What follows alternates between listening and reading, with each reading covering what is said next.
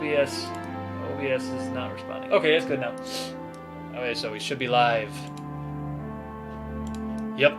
All right, here we go. So, Season 1 of The Legends of Reyam had ended on a cliffhanger. All one of our Twitch viewers were left on the edge of their seats and had to wait a whole extra week before the networks would approve what's coming next. After several rounds and fights with the censors on the ESRB, and thanks to donations from our Kickstarter and from viewer like you, we are able to continue our fantastic journey in the land of Reyam. After an interesting disposal of the Necromancer group, you find that many questions are still left unanswered. You have the Rule Stone, but you're not sure how to release the soul of the unfortunate Samira Karamati. Further, you don't know if the only powerful enough cleric on the island, Cedric, would be willing to resurrect Samira, since he's been hunting the Eisenbrowns for Stefan's ring. Aside from this, you notice that the remaining necromancers fled the Tenetian Grove. Where did they go? Will they try to resurrect Violetta under new leadership? Will they crumble without Eric Aquilar? What did Aquilar even desire for Violetta? What was he doing with two zombified members from the Mines of Reyam, the mages, the old Baston Jerry?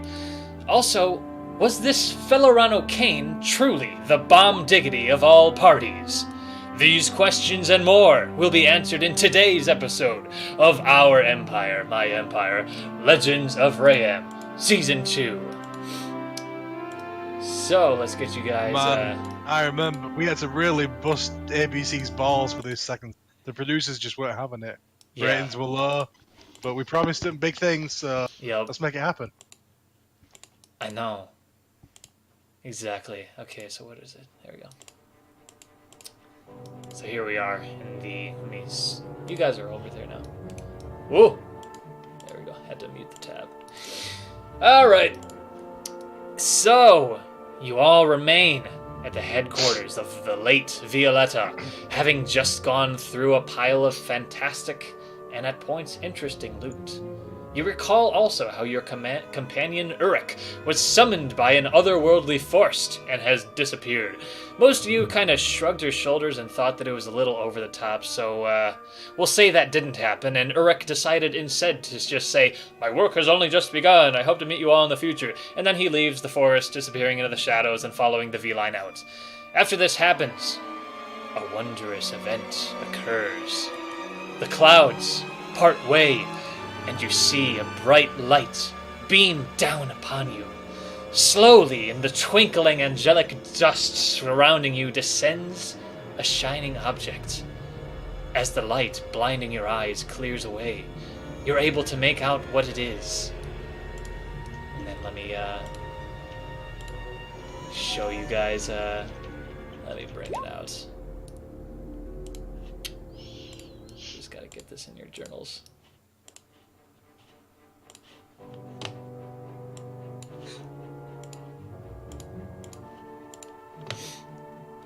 A silver trophy with second place written on it, and a familiar face embossed on the side of the bowl. So this is to say, at the end of Chapter 1, you have found all but 2 blonde boys. Inside of the bowl of the trophy, you find a 4-pack of Stella Artois and some bar snacks to go along with it. You get 1 small pack of Planters Unsalted with United Airlines branding on the package, and the butt end of some Jimmy John's day-old bread. With a slight gust of wind, you hear God whisper in your ears, "Congratulations." And then you feel the warmth of a mother's hug, and the light fades away. Take it as you will, you feel the efforts of your journey are being spectated by powerful beings. You also wonder, I wonder if someone or some other party of ragtag adventurers on Nagaf got first place. Wonder if we could melt this down to, like, silver or weapons. That's what you want to do with it? It's silver. It's useful. Yeah, it's valuable. You don't want to just, keep it on the shelf? It seems heavy. What shelf? We don't own any shelf. What's it gonna do on the shelf? Just gather dust? It's memorabilia. It's... Yeah. You want to remember all your efforts. All that you guys have gone through. Yes, that's what your brain is for. That's what your brain... Yeah, well, sometimes you need a little bit of help, okay? So you got the blonde boy silver trophy. There was two parts where you weren't able to find him. And I'm sorry, I can't do anything about that. Would also like to thank John. What was that? I said we'd also like to thank Jimmy Johns for the sponsorship of the series. Yeah, we'd like... Yeah, this episode is sponsored by Jimmy John's, Stella, and United Airlines. We don't break guitars. So, Okay. Stefan, you have Simmer's soul. Who could resurrect her? Let me kind of continue with kind of just what you guys are all seeing. So, thoughts aside, the scene is as it was. You stand at the top of a hill with corpses trickling blood down the cliffside. All the guys that you killed. There are empty tents with sleeping bags inside and a few rations. Also on the cliffs are piles of lumber and stones to be used for construction. There are still 2 zombies who have not stopped their work, the ones in the blue robes. One continues to cut boards and make scaffolding, and the other continues to lay mortar and stones. The hoods of their blue robe cover their decomposing faces. The time is roughly 11 o'clock in the evening. Though the journey has been rough, you feel you may be in a quiet enough part of the woods to be able to take a long rest. So, keep this in mind. What does the party decide to do? Or you could, continue your interactions.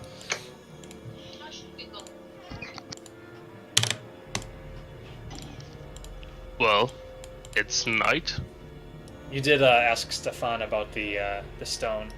So Yeah. Stefan, he would just respond to you saying, I'm not exactly sure. I know that her soul is contained inside it. And I'm not sure how to release it, but in terms of resurrecting her, the only name that comes to mind, the only cleric powerful Please don't enough say is Cedric. the only one on this island who also hunts us. Yep. That is true, Cedric. I'm not sure how we would confront this, or how we would get him on our side. He hunts me so for the ring, but... Do you think if we just placed the rule stone on Samira, it would just the soul would just go back into her body, or... Your guess is as good as mine. We have no idea how these work. They are new technology to us. The only ones who have really delved into how they work are possibly the ones who have destroyed them, the clergy, as well as the Kulturam Sultanates, who are using them for their technology, though they are on the other side of Reyam right now. Though there may be some spies among us, the spies would probably be killed on sight. Do you think the guild that these two belong to would know anything on it? I'm not sure. Like I said, this is entirely new technology. We don't even know if it's governed by the rules of the magics that we all that our wizards and sorcerers weave with. Well, we have a sorcerer. Thaddeus, any magic-y ideas? So again, the kind of premise and the synopsis of the adventure, it was just kind of a common thing among you that none of you guys have ever touched or seen rule before. You guys have only ever heard of it and learned that the stereotypes of it. I have no background in this magic. Yeah, but you're magic enough. Is there like a feeling or something that goes along with it? Like, I mean, it's magic. feeling. What do you want? It's more than a feeling.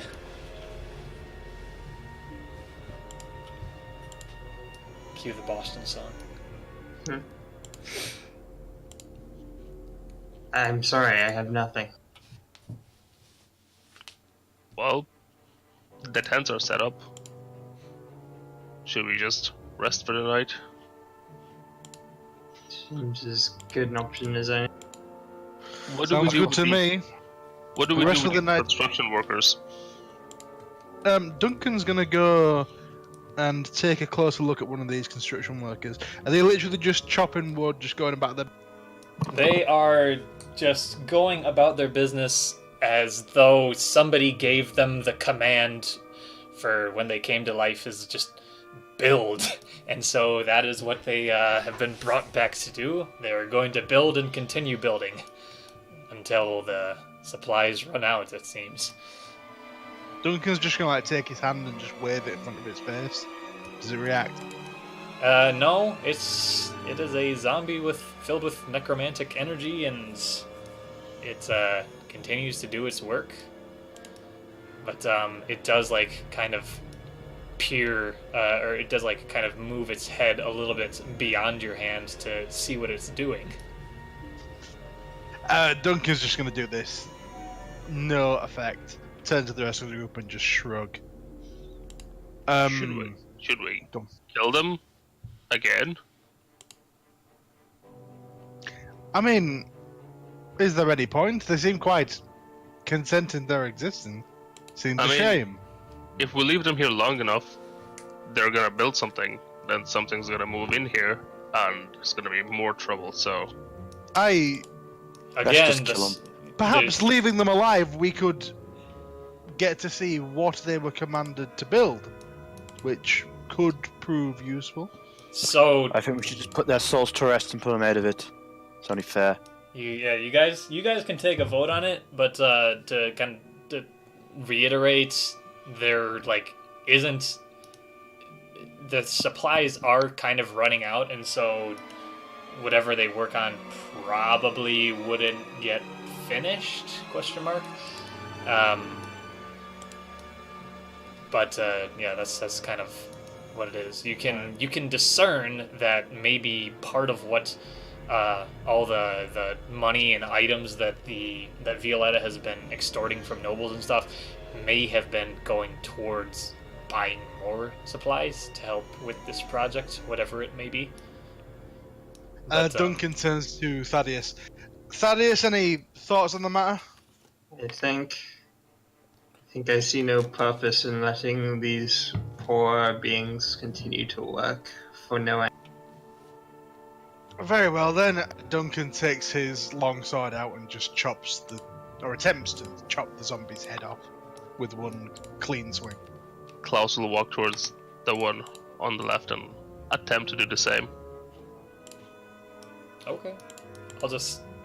It's basically a coup de grace, and so they're not engaged, and so they would be dead. They fall to the ground, and that's kind of it. They're now kind of put out of their misery, and you now have two dead zombies with blue mage's robes on. Are they like pretty tattered mage's robes? Assume they're zombies. They were nice-ish robes. Yeah, Eric Can seems to have Can kept I them in pretty good inspect the condition. corpse to see if there's any identification? Like a name tag or like, initials written on a tag in the clothing, anything like that? Their faces, like their bodies were pretty well preserved. Yeah, I do Yeah, have the it's names, more that- just a second. It's more that if I find the mages, I can say exactly the names of the people that were kidnapped and turned to these zombies. Yeah. Check the back of their collar. Maybe they wrote their name on it. There are initials that have been, what's the word, stitched on to their robes in kind of gold lettering, nice cursive. You have one that says HG and another one that says WP. Right. Okay. Duncan just notes that down somewhere. Is there any... Are any of you, like... I don't think so, but would any of you have, like, gone to college? Or been in a academy? Thaddeus, maybe? I don't know if Thaddeus was apprenticed, not college educated. I think Thaddeus was given his gifts. Duncan, maybe? Because college of bards. No. No. Okay, yeah, so none of you would have... Duncan pretty much did the exact opposite of being educated. You didn't stay in school, and you did do drugs? I just insulted someone, and they died. And that's how I became a bard. Oh, boy. Oh, gee. Okay. So, that is what you learned from them. Do you guys want to take a long rest at this point? Yep, just pick a tent and Duncan inside. goes into a tent and just goes through it. Alright. Let me roll the dice and see what happens. Good. It wasn't a 20, but it wasn't a 1 either. So, it's a very peaceful night. You guys get all the effects of a long rest. You eat the rations that they have left. There are no rations left. You're full. You're healthy. You're all good. No status afflictions. If you are exhausted, you're no longer exhausted. All is good. Oh, the boy scampers away in the middle of the night to do God knows what. And you gain half your level hit dice wise. Yeah, you just... whatever, yeah.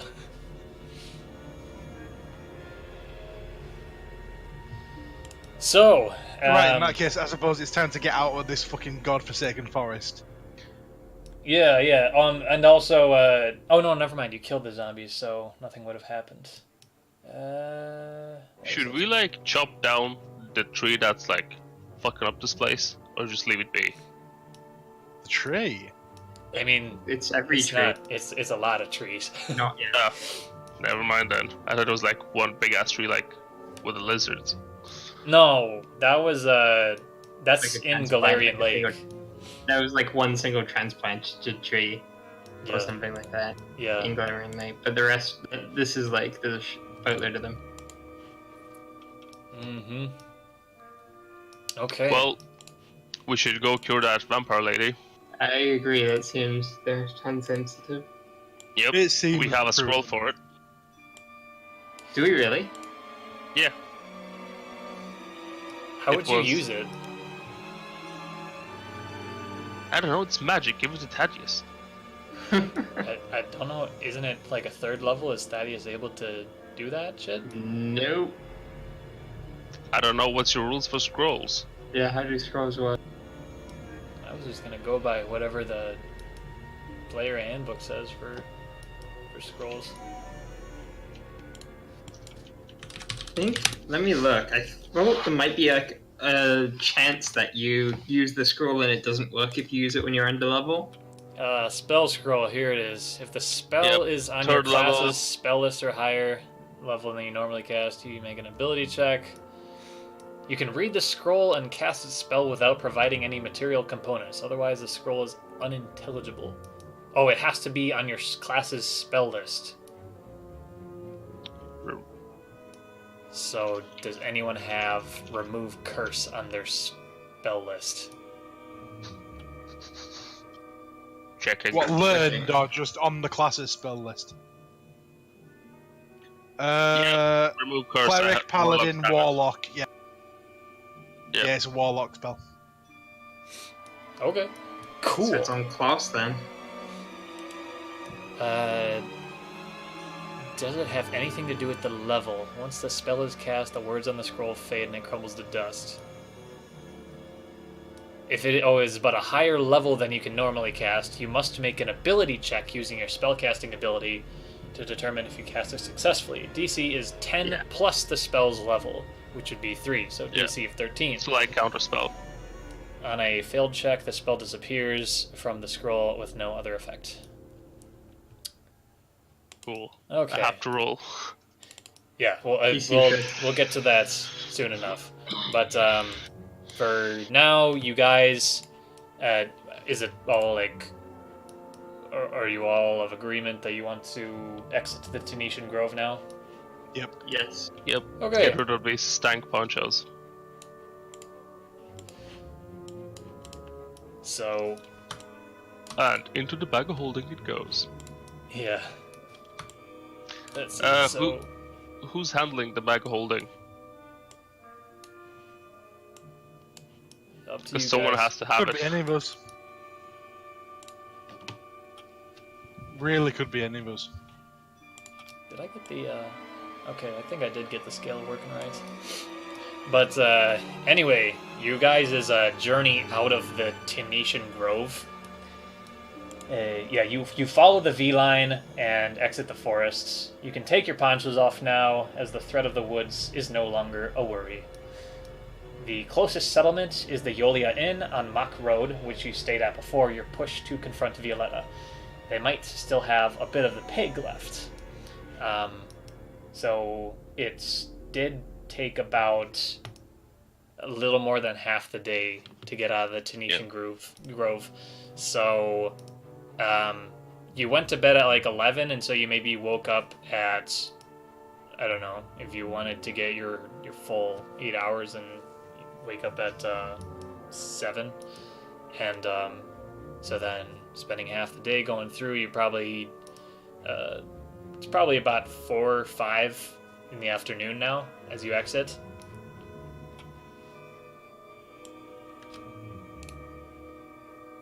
Rest. Yep, rest.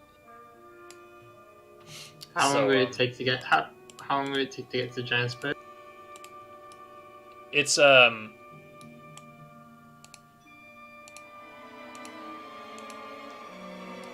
it would take you would have to rest.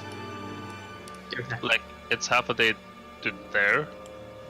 Yeah, And I mean, you've been walking through a forest with bad terrain, and so that took a little bit longer. But then once you get on the roads, it goes a little bit faster.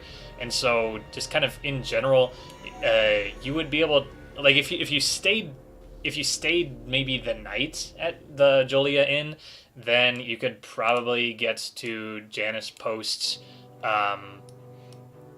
in about maybe 3 hours of travel, maybe 3-4 hours of travel, maybe. But we're still gonna have to cut through the Makiana Plains. Oh, true, yeah. Because Yeah, the my Wuhan guy recollection is like back that- here. Oh, you guys want to do that right now? Because, yeah, she's like in the process, so the sooner the better. Right. Okay. Any So of us have experience with vampires? Like, would the scroll work after she's done the transformation? you don't know. Your So, yeah. cleric is kind of gone. The sooner the better. So, Klaus is not proficient in religion, so... let me get rid of this spooky music. What would you guys be on? You're out of there, so it would be field 2. Sure, whatever. Makiana Plains. So what do you guys do? What's your course of action? I think we save the vampire lady. Yeah.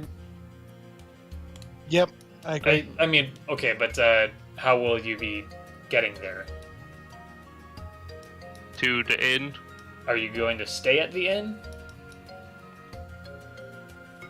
Depends on Our what time we get goal there. is to get to somewhere near Galarian Way, right? Yeah. Yeah. You would be getting at the inn at about 6 in the evening. Probably best to Yeah. stay and rest. Stay the night, get an early start. Mm-hmm. Okay. Should we just buy like a carriage, cart, or horse, and just...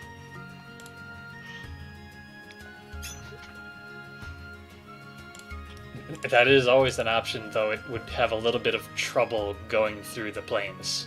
But horses do exist. Can you afford them, though? You would need to probably sell some of the loot that you got first. Yep.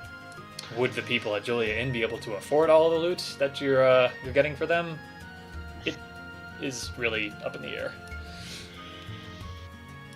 And there was stuff that oh yeah, never mind. You would need to. There's stuff that you don't entirely know all of what it does. Oh, also I do want to reiterate the fact that a week in this world is 5 days. So when it comes to the reset timer for Kino, the wolf, it's 5 days. So already 4 days left. Now. Yep. Okay, so you would travel down to the inn, sleep. To the inn, yep. And then cross the Makiana Plains. Right. Okay. So, while you are traveling there, and you start to get on the road, I need you all to make a perception check. Great. And you don't need to whisper. Okay, good job, Duncan. Nice. Good job, Duncan. Eagle eyes. So Duncan himself. And then Thaddeus rolled persuasion. The other Squid my eyes. Excuse me, Sights. I wish to seduce the bird. Could you please reveal your secret, Sights? Oh shit! Oh wow. Nice, Thaddeus. Nice. Very nice. Okay, well, I guess they were good while they lasted, but definitely. Actually, let's see what does. You guys basically all see it. Thraxus is a little bit distracted by his new awesome shiny axe that gives him +2 rage. Yep. It's pretty nice. The best thing baby. Ever. Oh yeah. So anyway, on your way, you see a figure on the road a bit far ahead, and the figure seemed to have stopped for a moment and is now walking in your direction rather swiftly. With your high perception, you can see that it is a hooded figure walking with a staff, and you see that one of his fists is clenched. With your even higher perception, nice crits, you make out the colors and symbols on the robes, and you recognize them as belonging to none other than your favorite vengeful cleric, Cedric. He is coming your way. He's a bit far away because you spotted him. What do you guys do? Do we know who is the ring right now? Stefan has it on his finger, and he is now he was distracted too. He didn't make a roll. So how do you react? So how open is the current terrain right now? How what? How open is the current terrain? You're on a road, and so it's relatively flat. But I mean, he sees you. Like he stopped. You can discern that he stopped, and then he started walking swiftly towards you because he sees you. Got it. So, stuff we shouldn't have into the bag of holding, or no? Yes. Okay. The what? I cast minor illusion to just make a loud noise to like slightly behind Cedric. He's not there. Like he's far away from you guys. Yeah, you couldn't cast my illusion with that much range, probably. Yep, only 30 feet. But still, we need to do it. I guess I'm carrying the bag holding it. I just kind of like shifted behind me and open it with one arm, and whatever you have, we shouldn't have just put it in there. You tell Stefan, take off your ring and put it in the bag of holding. Trust me. Yeah, and the stone probably, just in case. Stone? Okay. Yeah, you do so. And he's like, okay, I will do as you wish. This sounds good. Okay. So I'll just close the flap back again. Okay.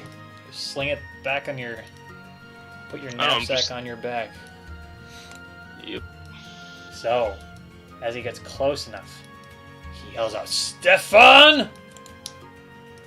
And then now you two took care of the ring. He gets up close to you guys. And then he just starts talking, is like barking at you guys. "I've been looking for you. Where is the ring?" Hello, Cedric. Cedric? What's your name? So we met like once. The same, yes. What are you doing on the road? Looking for you. Looking Well, for you Stefan. found us. Did you get word that we were on our way to OEME? Did you come from Janna's post? I've been traveling around and I got word of where you have been traveling and... Well, good news. We destroyed Violetta. Completely destroyed, from root to stem to tip. They're gone. Leader decimated. Forces destroyed. Thank us later. That's fantastic. They now? also had 2 people from the Blue Mages robes. What is that organization called? The Mages The Guild. Mines of Reyam, is that it? Yeah, Mines of Reyam. They also had 2 people from Mines of Reyam working there. They were dead, but made into zombies.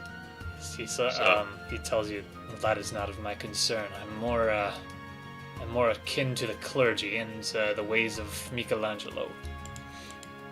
Sure. I thought zombies were like cleric shtick. And Did undead. you put them out of their misery? Yeah? Then I appreciate your service. So Okay. Then, he goes to tell you. So he says, "I'm much appreciated of how you were able to take care of these necromancers, and we can do further to get rid of the evils of this world if you just hand me the ring." Whose Ring? Ring? What ring? I just take off my ring and give it to Cedric. Oh, So, that ring! It is quite a nice ring, Klaus. I agree. It's just a simple ring. What do you need a ring for? So definitely roll deception.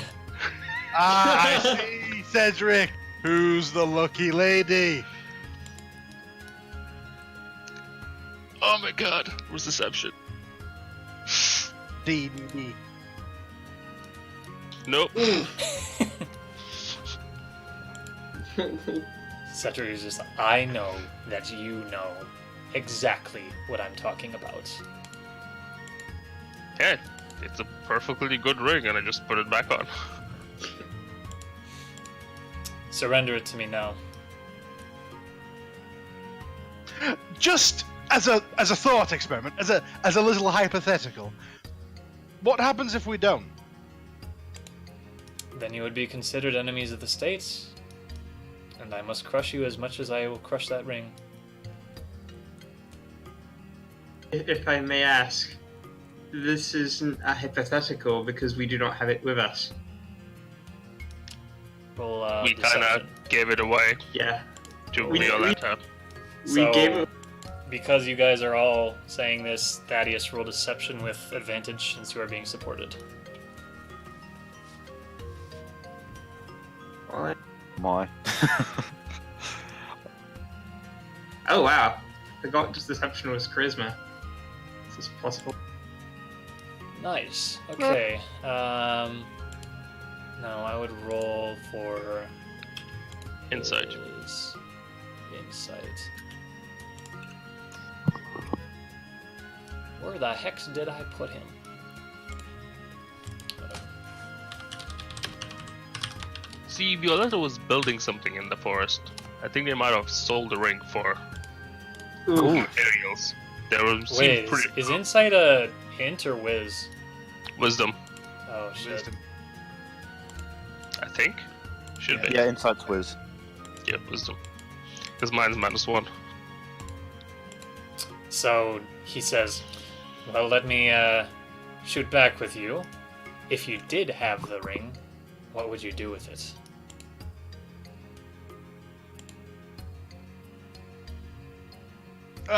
Well, Like, if we had the ring? Particularly I have no desire.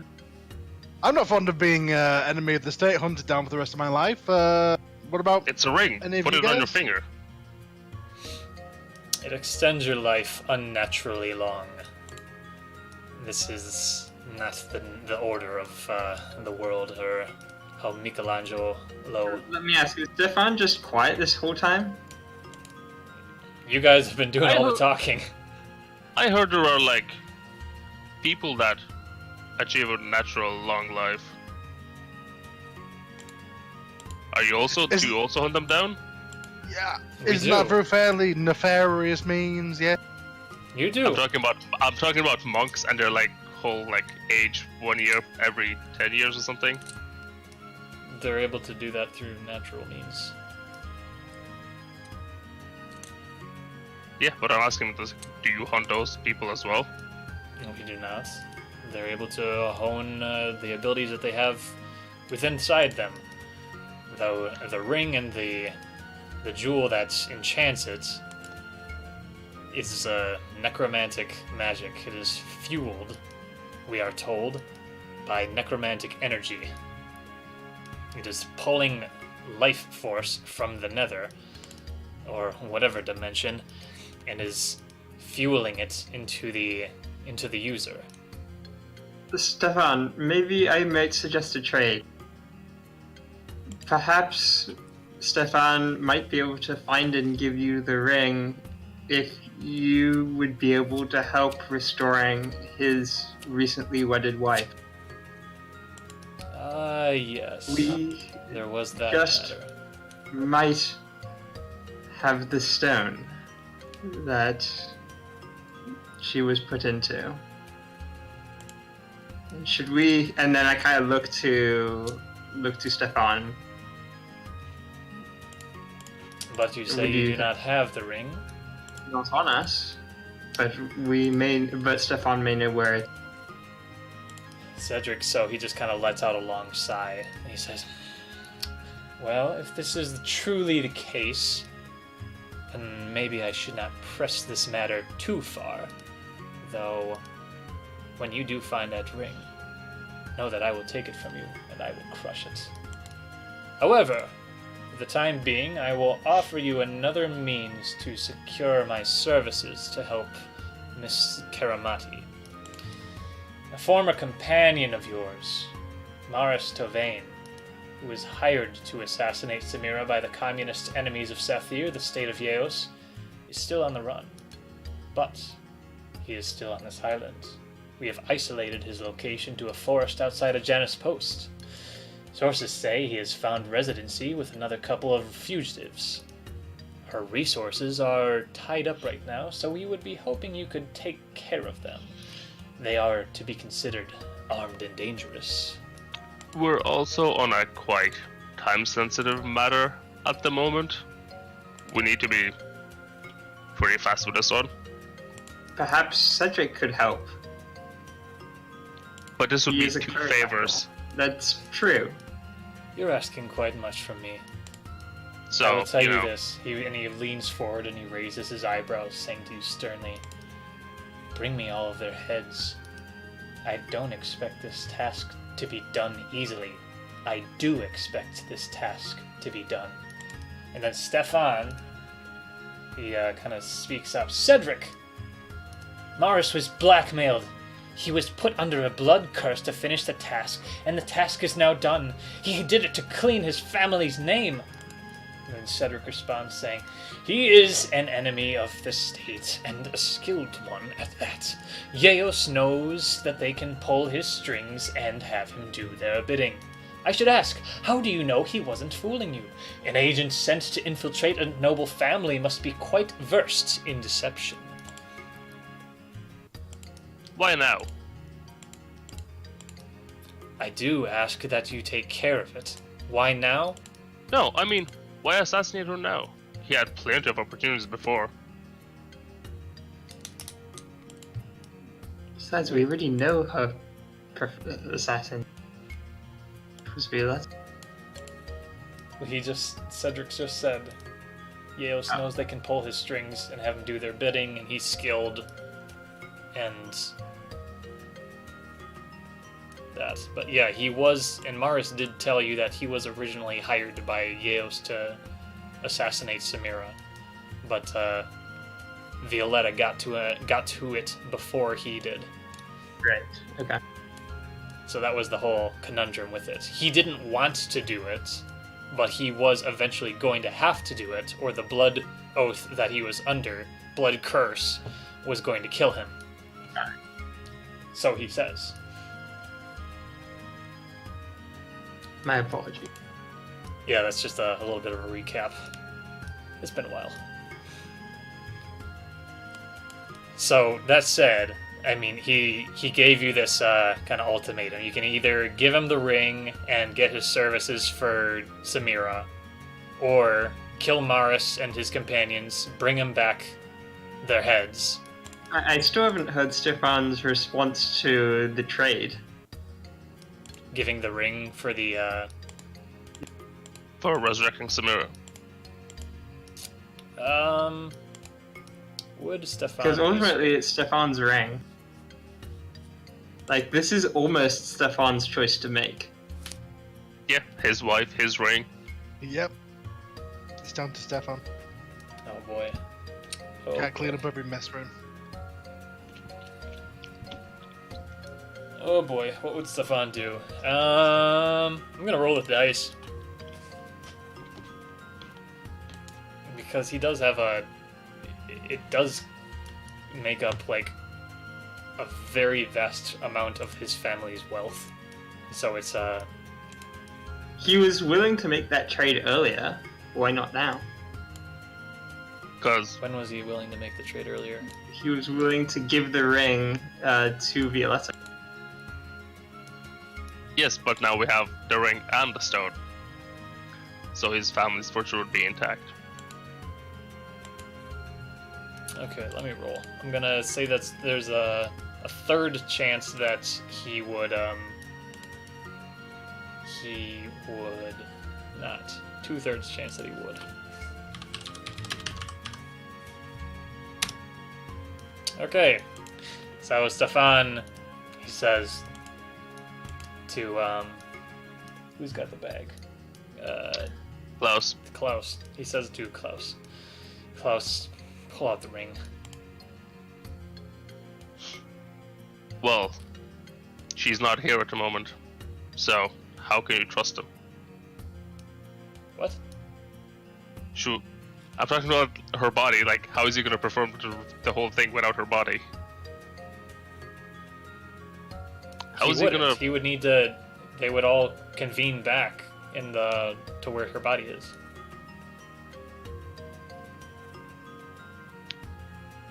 Well, Cedric, how can we trust you? You will know. How can you trust Cedric? I have helped you before in the past. You've seen my powers, and you know my intentions are well.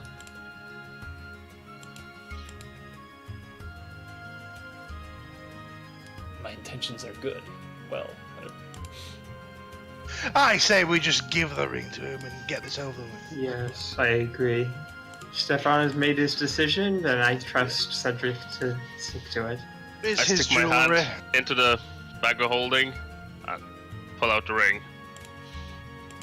Stefan says, if you could only do one thing, Cedric, destroy the ring in front of us right now. I want to see that you hold your word. And if you don't,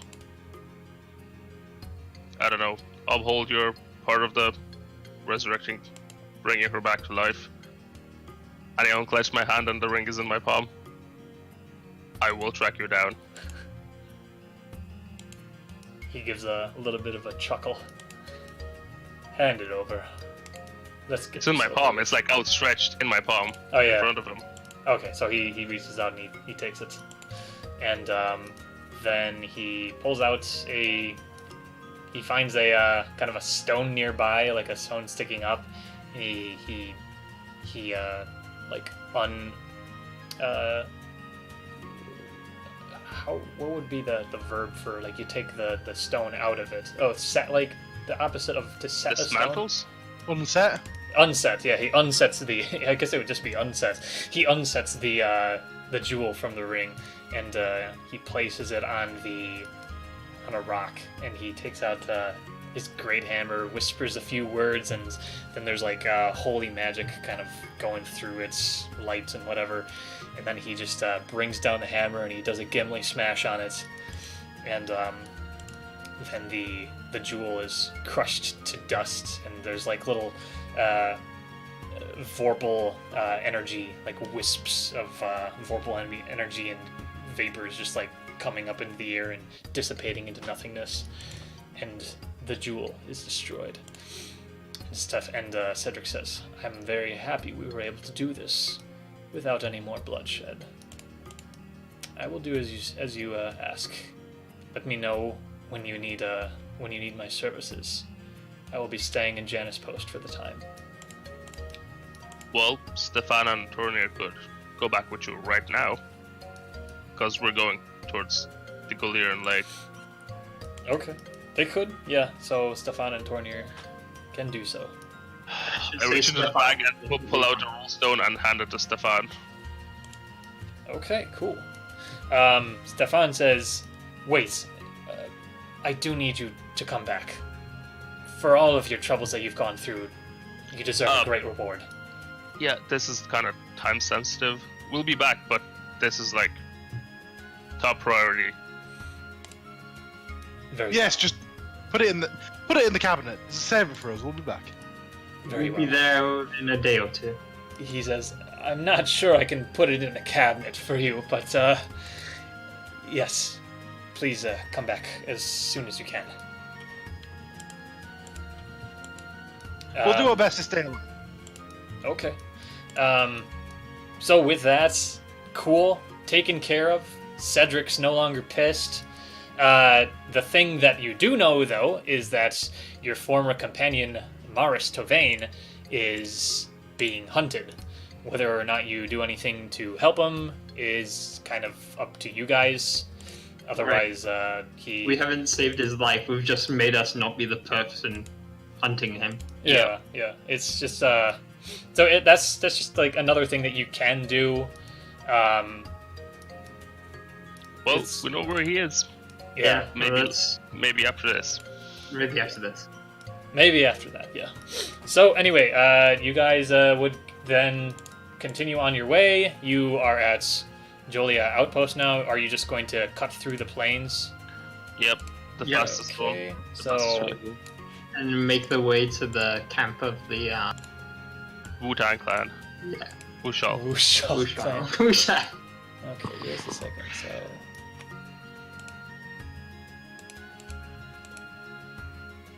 26.4 miles. So that would be a day's travel. Yep. We would have left the inn in the morning because we went to bed at like 6, 7. Mm-hmm. Okay, let's see. What would be a good one? Maybe this one. Maybe. Yeah, sure. We'll do that. Okay. So I didn't put the night filter on this. You guys are. I actually just wrote this one down in my notebook. I didn't get a chance to type this out entirely. Let me bring you over. Where is the scene? Just need to make sure everything is properly set up first. Okay, yep, okay, all is good. You guys do remember roughly... Actually, we'll make a survival check to see if you remember your way there. All of y'all's make a survival check to see if it maybe takes a little bit more. Me and Duncan were unconscious at the time, so... Oh, yeah. Yeah, I'm sort of feeling my way out here. Thorkall was not, and good survival roll. Thorkall, you remember the way. So you don't lose any time. However, when you get into the camp, and because you were traveling over sort of rough terrain, going over the plains, not exactly on the roads, when you are getting to the area, it is approaching nighttime.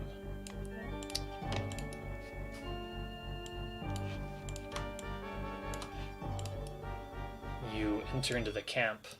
The sun is setting. Well, shit. And all of the, and it appears that all of the members of the camp have been slain. You see Wushal. You see him breathing. He's like laying on his chest, hiding like behind a cart. But he's like on his last limbs. He's got giant scrapes, gashes in his chest. He's bleeding like profusely, and yeah, he's breathing really heavily. Though he sees you guys all approaching, and he says, "Wait, no!" What's happened here? I don't move forward, but I do. I draw my great axe and I go on the alert. I manifest my longsword as well. He says, the transformation is complete. It took shorter than we thought. She came out. She killed all of us. I don't know how much longer I can stay here, but put her out of her misery. Where is she, Wushal? She's taken the tent to be her resting place. And it was the main tent where you saw kind of Urek there. But also you kind of noticed that where you saw the cow on the string or whatever, you remember the cow is no longer there. And if you just do a little bit of searching around, you'll find that oh, they were feeding her this whole time. But yeah, so after that, Wushal, he just like collapses, goes unconscious. Nice. We don't have a cleric.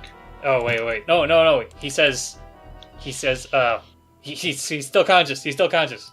He says, wait, there was one other thing. She was pregnant. Ugh.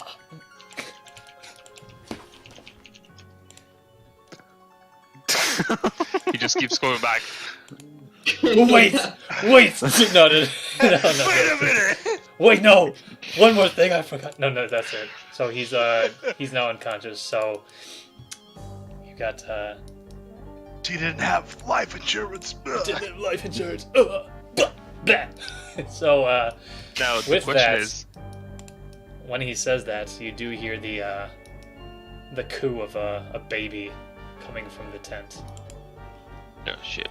Oh god, we're gonna have to kill babies now. Duncan just rolls his eyes and draws his longsword. Right, what are we waiting for? We've got 2 vampires to kill now. So, you guys get you don't necessarily get right in front of the tent. Hold back. I'm gonna move your tokens back a little bit, guys. So you were about there, and then out from you hear like a bunch of scuttling and like ground breaking loose, and then just like the flaps of the tent are just going wild, and then just out of the tent just like appears his wife, Ramina, and she's now completely kind of changed into what you assume is a vampire. She's got like gray skin, red glowing eyes, and teeth that she's bearing at you, and she looks very aggressive right now. So with that said, please roll initiative.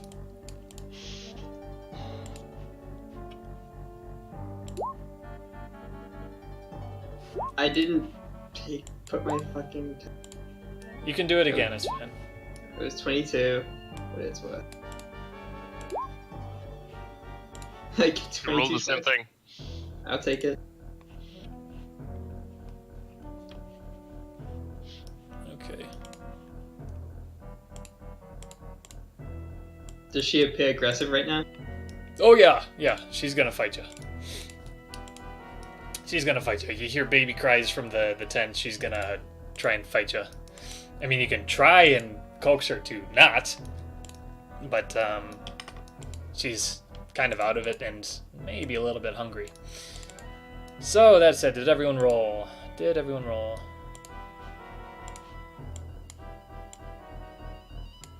Damn, nice, Thaddeus. Okay. Yay. So it looks like Thaddeus is going first. Let me put on some music.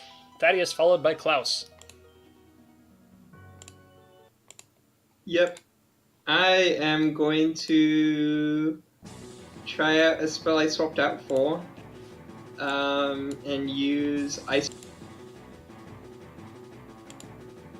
Ice what? Ice knife? Yep. Give it a shot. That is a miss. Alrighty. And that's my turn. Okay. Klaus, followed by Thorkal. Duncan, I need a hype man, and I pull out the scroll and ready in action to read it if he inspires me. Okay. All right. Maybe there's enough time. I don't know. Maybe it has been long enough. Second.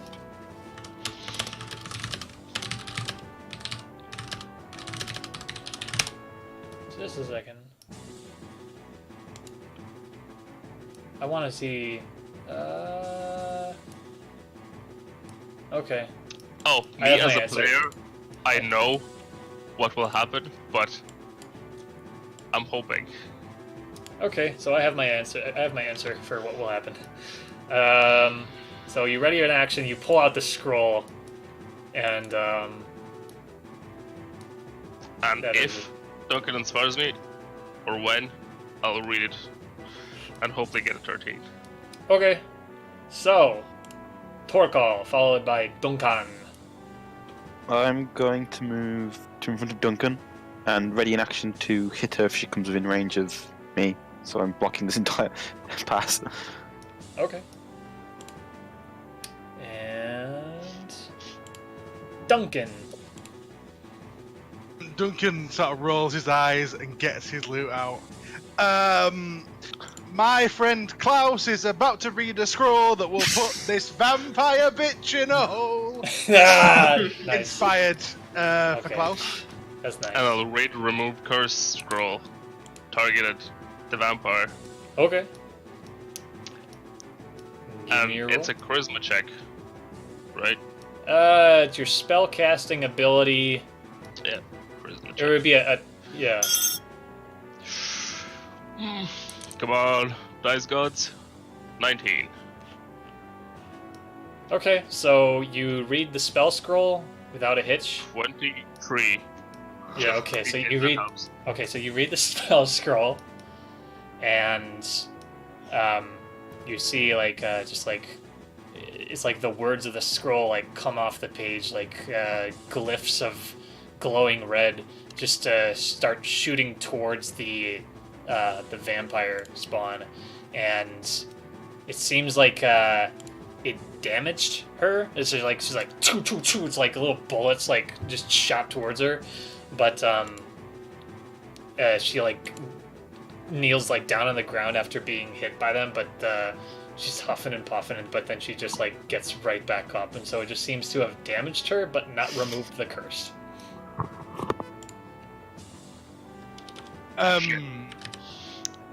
When this happens, Duncan sort of has a bit of a like sort of expression. Right, lads, it looks like we're killing it instead. And I'm going to cast Bait at level 1. Okay, make a charisma saving throw.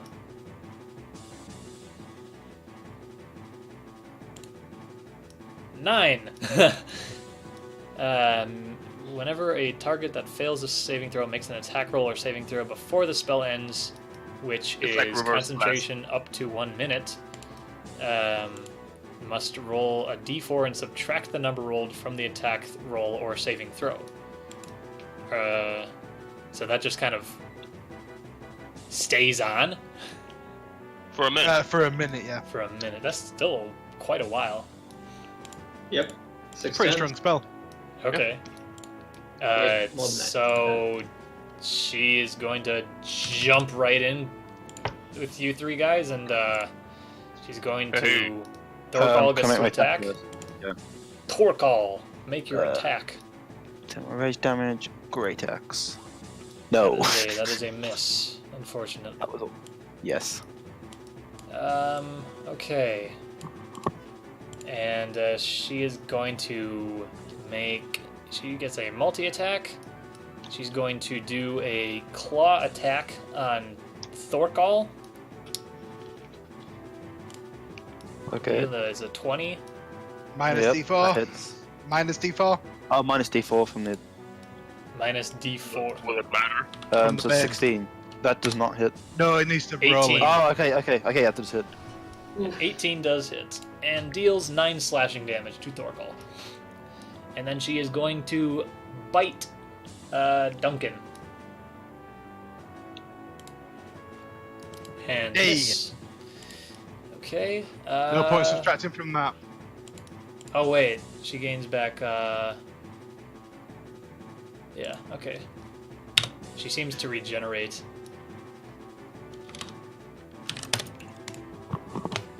By the way, I didn't see a health for her. Oh, you don't see her health? Oh. Nope.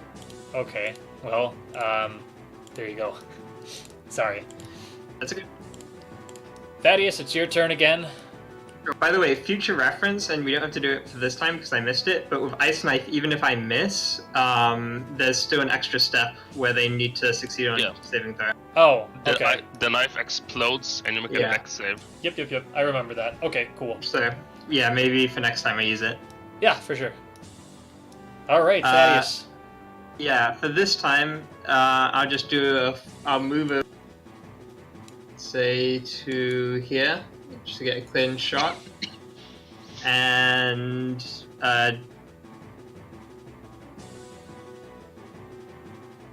6 damage. That is going to do it. Does she have anything against fire? No. Alright, and that's my turn. Okay, cool. Alright, Klaus. Followed by Thorkall.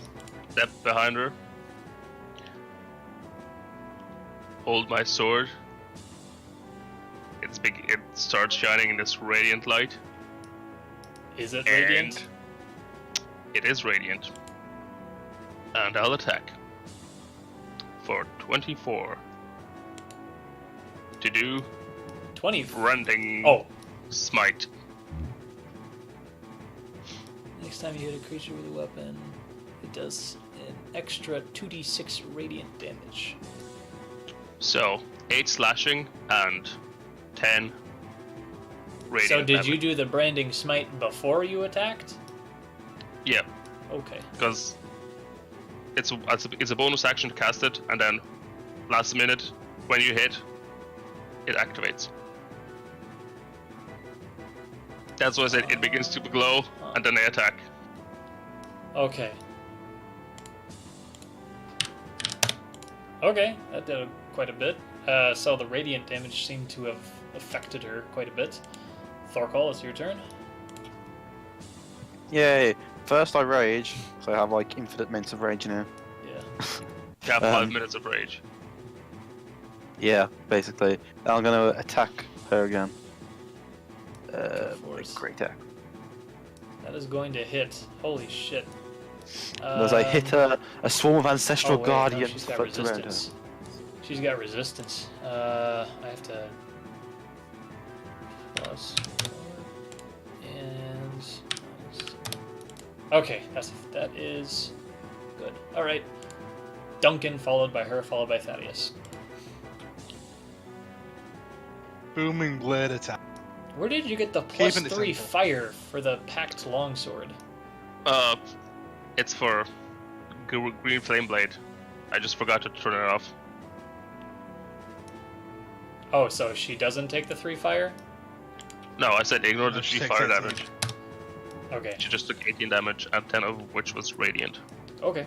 Yep. Booming blade, 4 slashing damage. Okay. Yep. That's my turn. All right. So it is her turn, and so if she moves, She takes 1d8 thunder damage. If she attacks anyone else other than me, she does a disadvantage. okay. And she also has minus D4 to those attack rolls as well.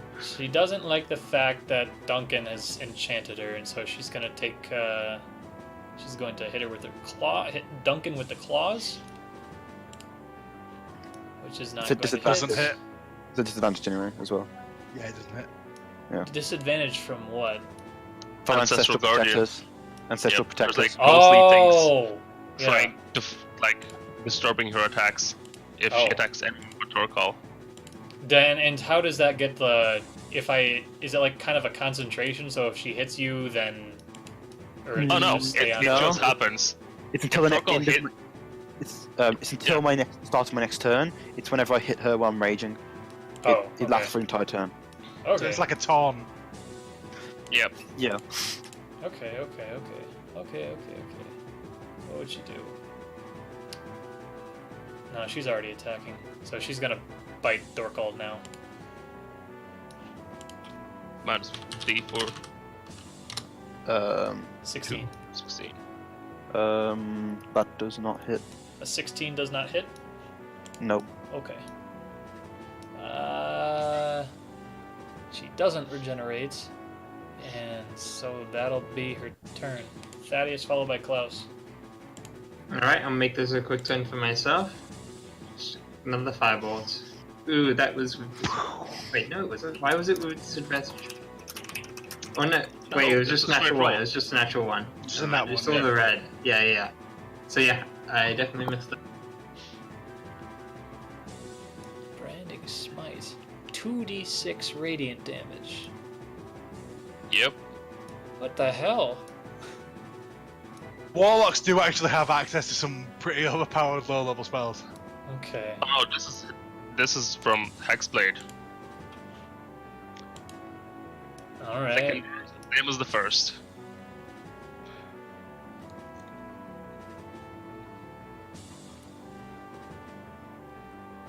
$23 to hit, 9 slashing, and 7 radiant damage. And I'm out of spell slots. Okay. Cool. And now Thorkall followed by Duncan. Cool. I'm going to attack her again, and I realise I'm actually at advantage because I'm flanking, which I didn't Oh. realise. Well, not flanking, but she's being flanked. Go. 20. That hits. That's 15 damage overall, slashing. She probably has resistance too, and that's the end of my turn. Yup. Okay. Duncan followed by her, followed by Thaddeus. Alright. She's got Bane on her. She's got 3 melee combatants in melee range of her. So I'll pull out a big gun and I You have a Dissonant gun? Whispers at level 2. You gotta be kidding me. Oh, there we go. Dissonant Whispers Yeah, at 16. level... Okay. Level 2. So it's Yeah. 16 damage. What's the saving throw? I believe it's Charisma. Give me a second, I'll have a look. I think it's Wisdom. Yeah, it's Wisdom saving throw. She got a 16. Roll a d4. Come on, get a 4. 3. 13. Yeah, she passes. Half damage. Okay. 8. Psychic. Yeah.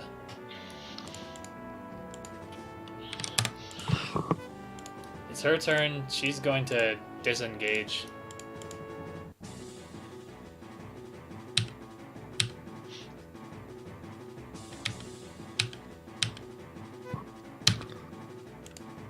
Kinda like that.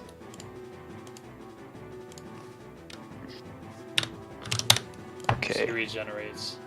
Parkour. Thaddeus. Alright. So it looks like she's running away.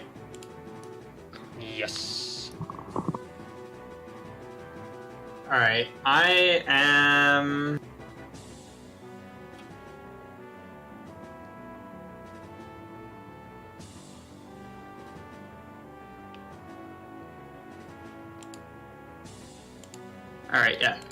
gonna try doing an ice knife again now that she's out of range of everyone else. Aha. And it's 60 feet, so I still have the range to do it. Yep. So do that. 13 does not hit. Alright, then she has to do that second part that I forgot last time. She passes the dex save. God, a nat 20. Hate her. Yeah, so she's okay. I'm going to move a bit closer though, just so she doesn't outrun me next turn. Okay. Say to there.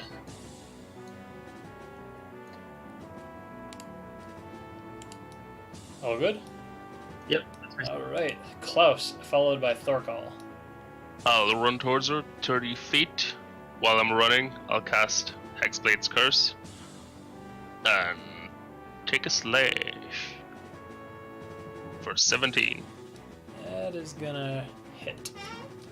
and 9 slashing from a magical weapon, just in case. Oh yeah, it is considered magical. Yep. +1. Magical. Okay. Okay. That's my turn. Thorkell, followed by Duncan. I'm gonna rush over to here and hit her with my big axe. Big axey swing. That's 14. gonna hit.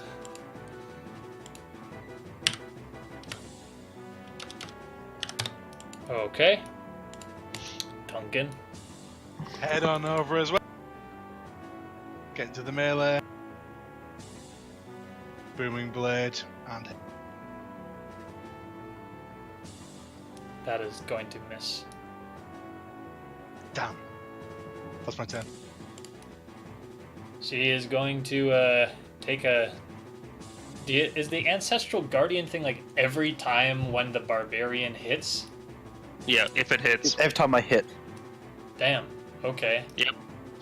And so if Also- if he misses a round, then it goes away. Yep.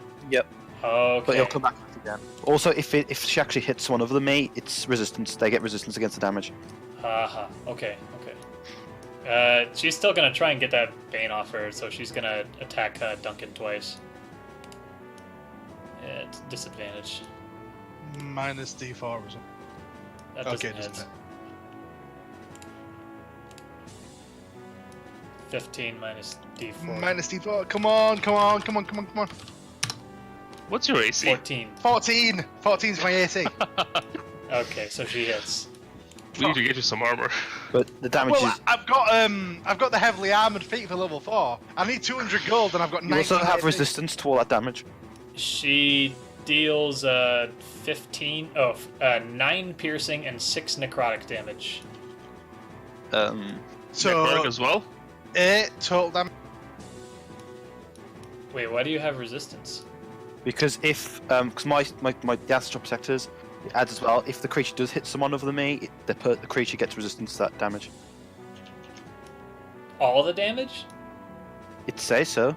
Damn, that's a very tanky ability. Yeah, they actually made barbarians useful. That's freaking crazy. If you Okay, really well, Mess with it, get Polar Master and Sentinel. yeah. So, let's see. You have to make a con save to see if your Bane stays. Yep.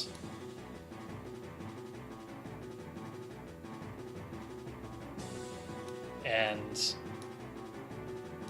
does a 10 do it or? Yep. It's either half of total damage or 10 as the baseline. Okay, alright, so it stays on. Oof. Alright. Thaddeus followed by Klaus. I was hoping this would be a tough fight, but this is turned trivial now. because everyone's done buffs.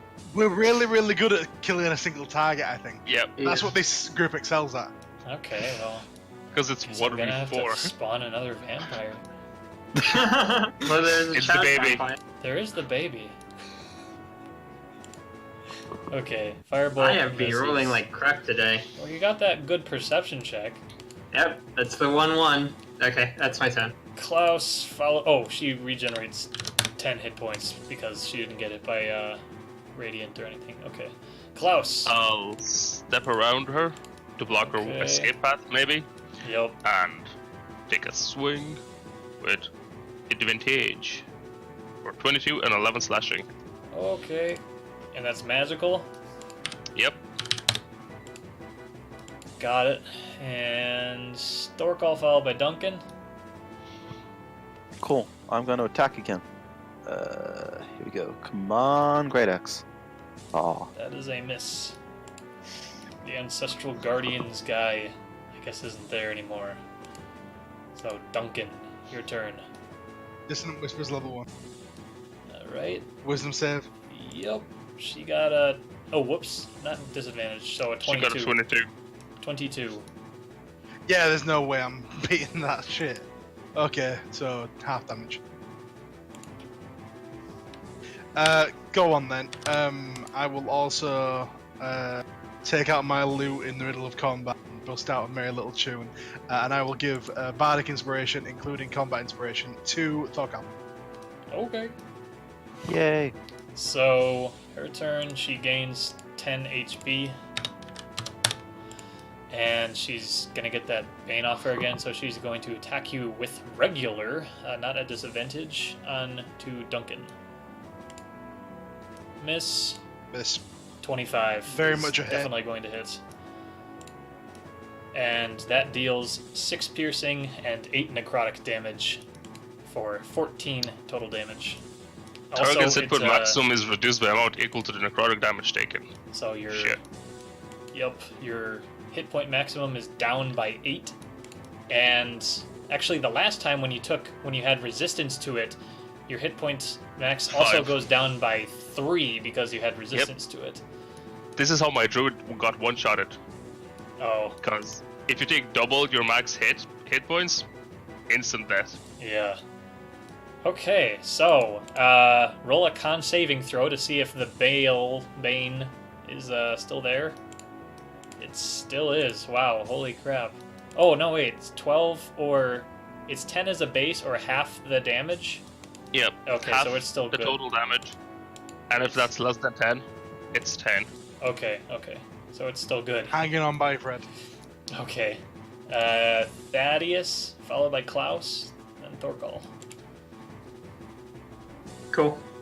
Yeah, one more fireball, I guess. Hopefully this will hit. That's a hit. Hooray! Alright, finally managed to get a firebolt in. Sort of in between all the flailing arms. Move a couple steps closer. And that's my turn. Klaus, followed by Thorkell. Take an uppercut swing towards her arm. 23 to hit, 6 slashing. Damn. Okay. 19. I should be critting on 19. Why isn't it critting on 19? You got a crit on a 19? What are you, a champion? Hexblade, son. When roll a 19 or 20, it's a critical hit if it's cursed, and it is. Okay, roll damage. Why is... You just click on the text again. I'm pretty sure there is some option in the sheet that helps you do that. Yeah, crit range is 19. But yeah, can't you click the text again and it would do the damage?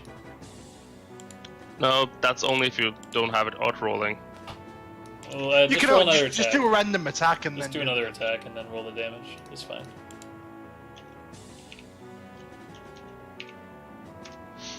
One for Savage, because half orc, and the other's the crit.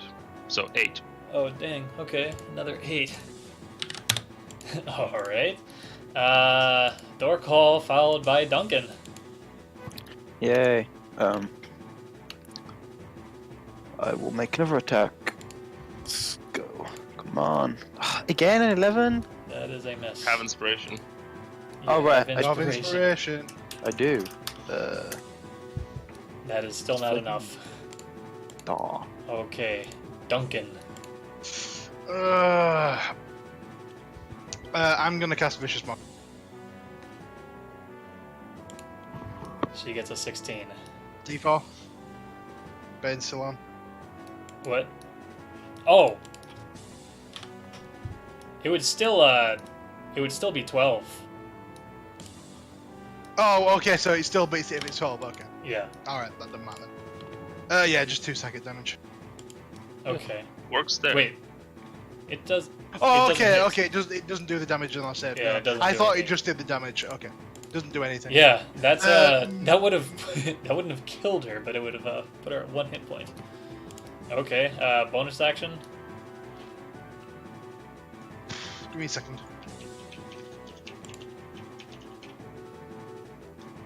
Or did you used your bardic inspiration twice? How many of them do you get? I only get 2. Okay. It's your charisma, Yeah. thing. Yeah, that's all I can do. Okay. It is her turn, and she regenerates 10 hit points. She's going to attack Duncan again to try and get the Bane off. Claws 14 is not gonna work. And Bite 17. Even with the Default. Bane, it would still hit. 13. 13 Oh, 13. Shit. doesn't hit. Miss. It's a miss. That's it. Thaddeus, Look at you him want to weaving. close it out? Well, see, they have like 11 health. I don't think I can. Let's get a 13. crit. Close it out. Yeah. Get the crit. Nope. No, 8. isn't bad though. I'll take Okay. it. Klaus is probably going to Close get it the out. kill shot. Take a stab at the heart. For a natural Damn. 20. Yeah, that'll do it. Let's see. 16 slashing. Do you guys have a stake?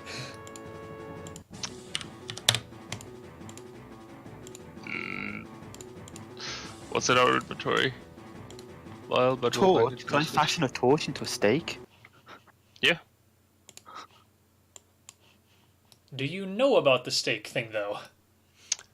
Do we? No. Should we roll? some Roll kind of- religion. Okay.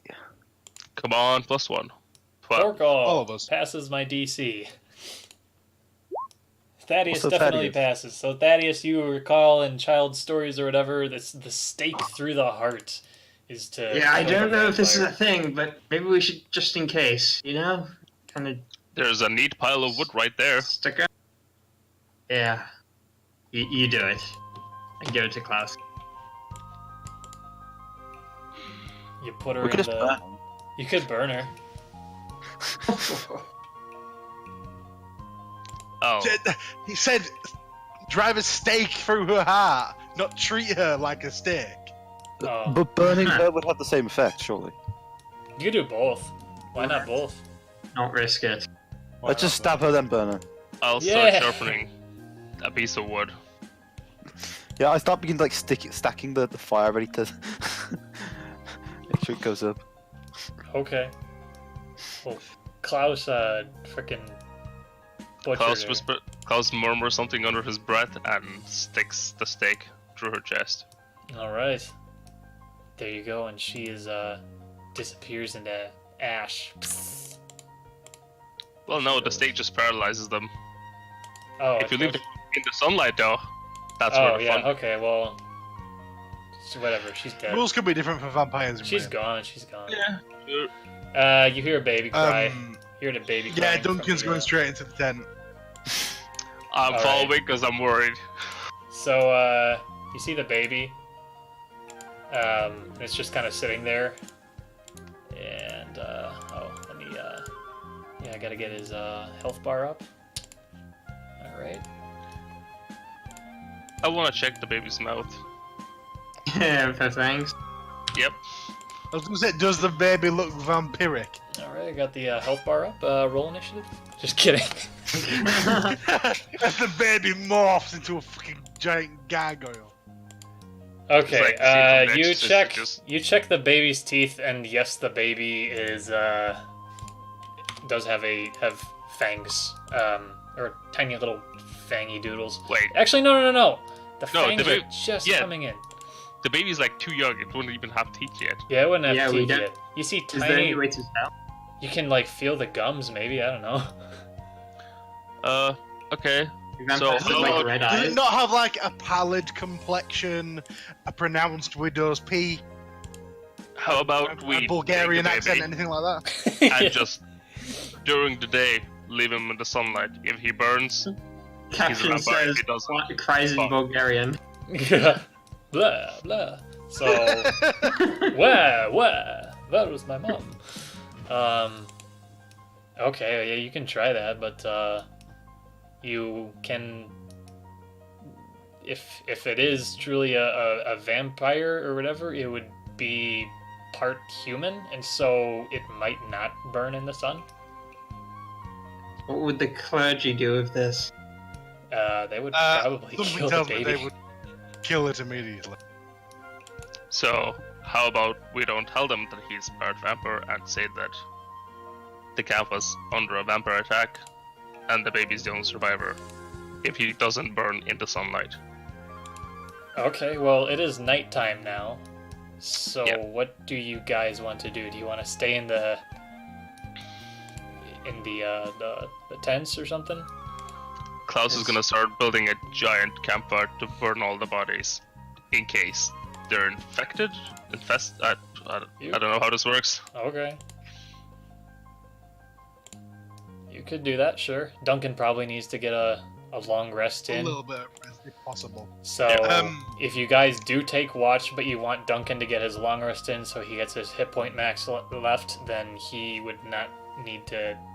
You would need to make sure he doesn't stand watch. You want to make sure he gets the whole rest in. Yeah. Yeah. Okay. Klaus only needs a short rest, anyways. Yeah, I'll just start dragging bodies to the middle of the camp. Thorkel's gonna get his health Yeah. back as well if he takes a short rest, because those are some... Yeah, and then you also Also, have you- your loot, which gives another hit dice of your choice to somebody.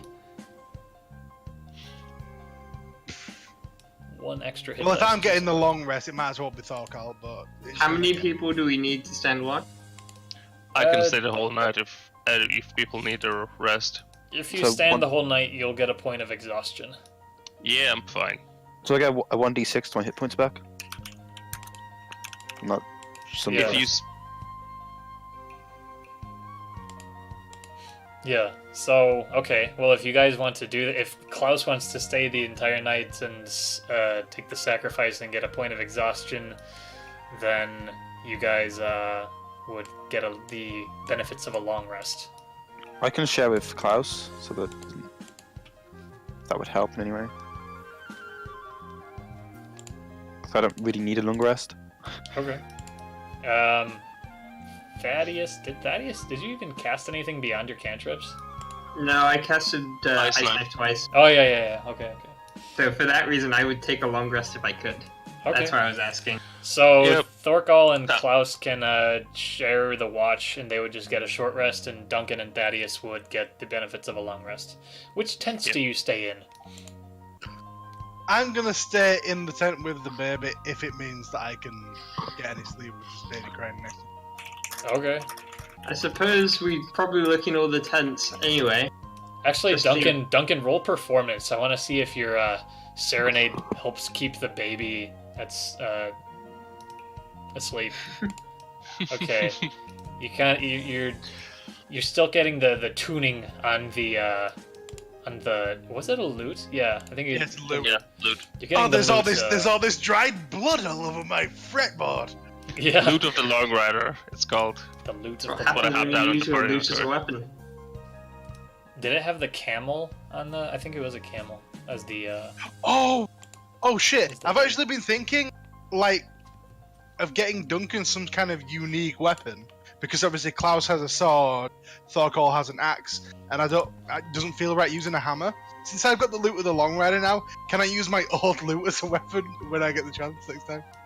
I mean, It's you gonna be could. shit. Never mind. I'll find something else. I'll It find would- That's something like else. a It would be D4 like worth a. of damage. Yeah, it would be Seems like it might considered break. a club, basically.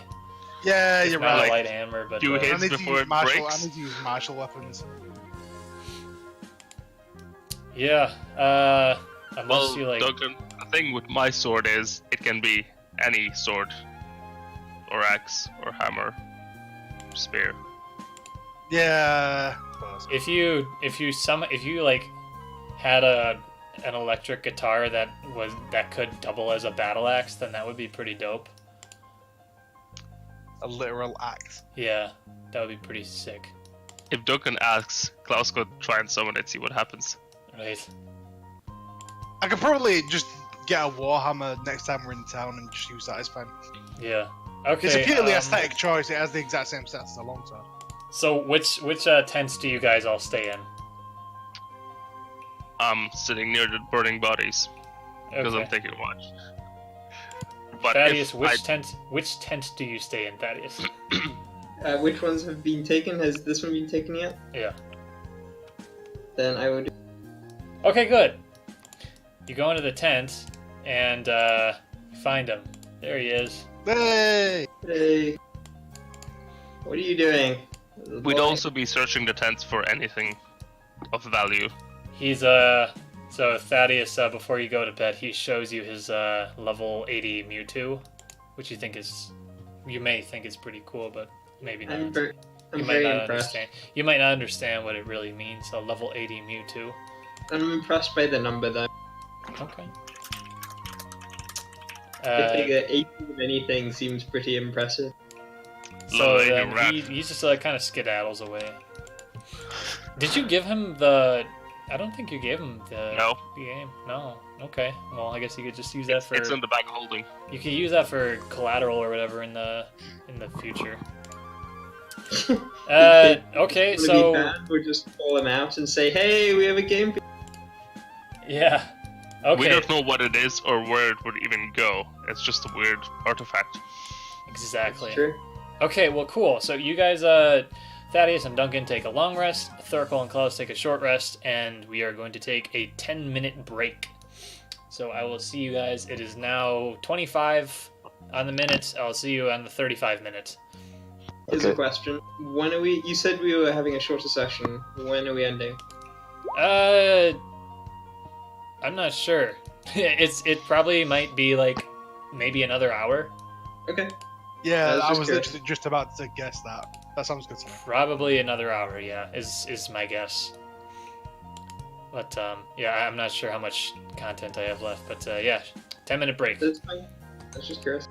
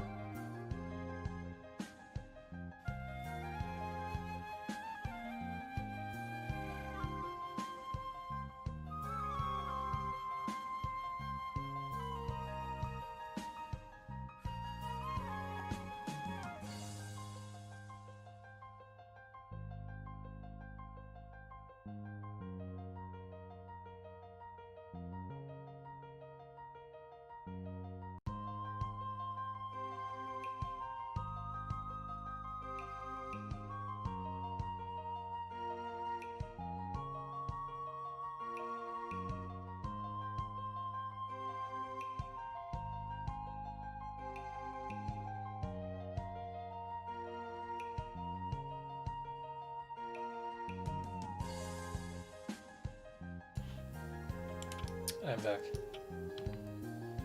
Hello.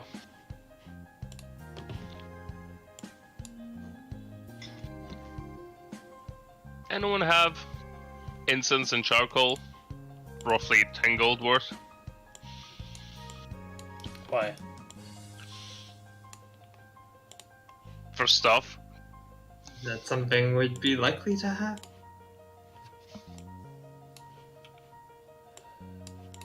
Because Klaus would, I don't know. but he's not with us.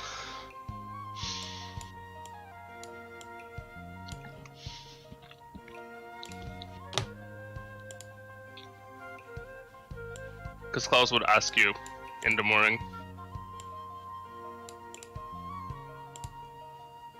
Then I would ask the DM if that's something I'm likely to have in my backpack, I guess. Charcoal and incense? I don't know, is that like a component Worth box 10 thing? gold pieces. No. Then probably not. Worth 10 gold pieces. No.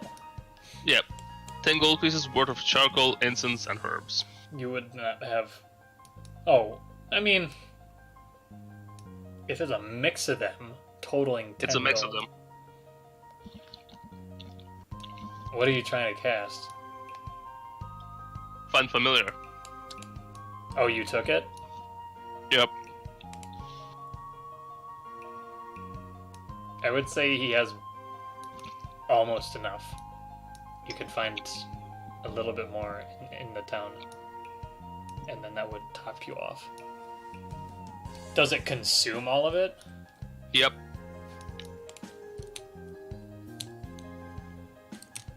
It has to be burnt in a fire. So- Okay. I'd assume it consumes it. And what did you decide you wanted to choose for a familiar? I don't know. I'll flip a coin. What did I tell you was the most, I think it was like... Black cat or a bat, and something else maybe. Can't remember. I think that was it.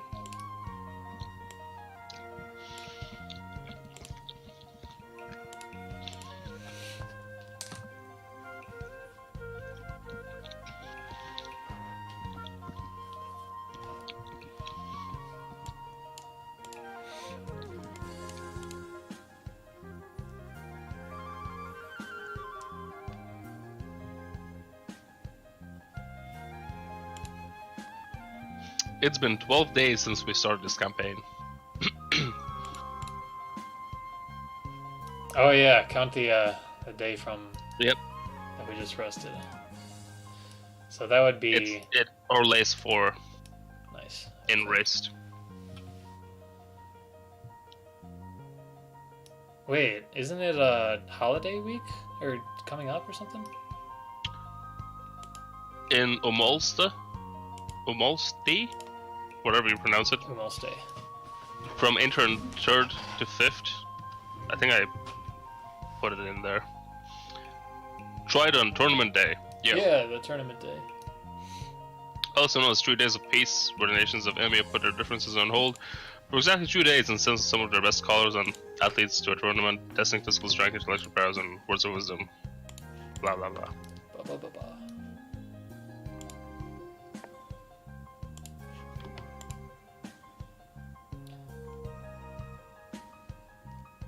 Okay. Do you like the map? What map? The, Oh, the yeah. map of Nagaf. I watched the live stream. Oh yeah, that's right. Where'd Duncan go? I like the map too, by the way. I was very impressed when I opened it up. It looks much more detailed. Aha. I'm back. Hey, hey. Okay, let's see what happens.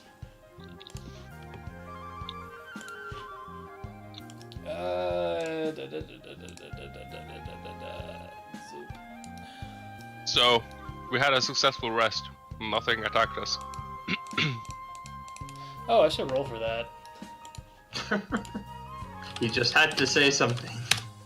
Yes. You're fine. I'm kidding, I'm kidding. Which end of the spectrum is good? The lower number or the higher number? Higher number's good. Sometimes. Oof. I don't know.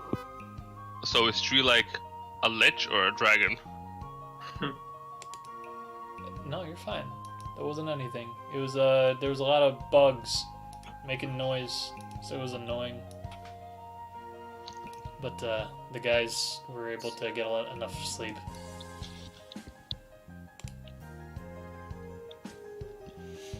During my watch, I try and come up with an amalgamation of a lute and a battle axe, and try to conjure it as a packed weapon. See if it happens. To make Duncan jealous or something? Just to see if I can make it. A lute and a battle axe. I mean, So yeah, it'll be a battle axe. it's just And kind of shaped like a lute, and it's got the, maybe okay. halfway up the hilt, it's where the strings would go, Yeah, on the neck. and then they finished off on the double-bladed side of the battle axe Yeah, okay. in the middle. Give me a roll. D20.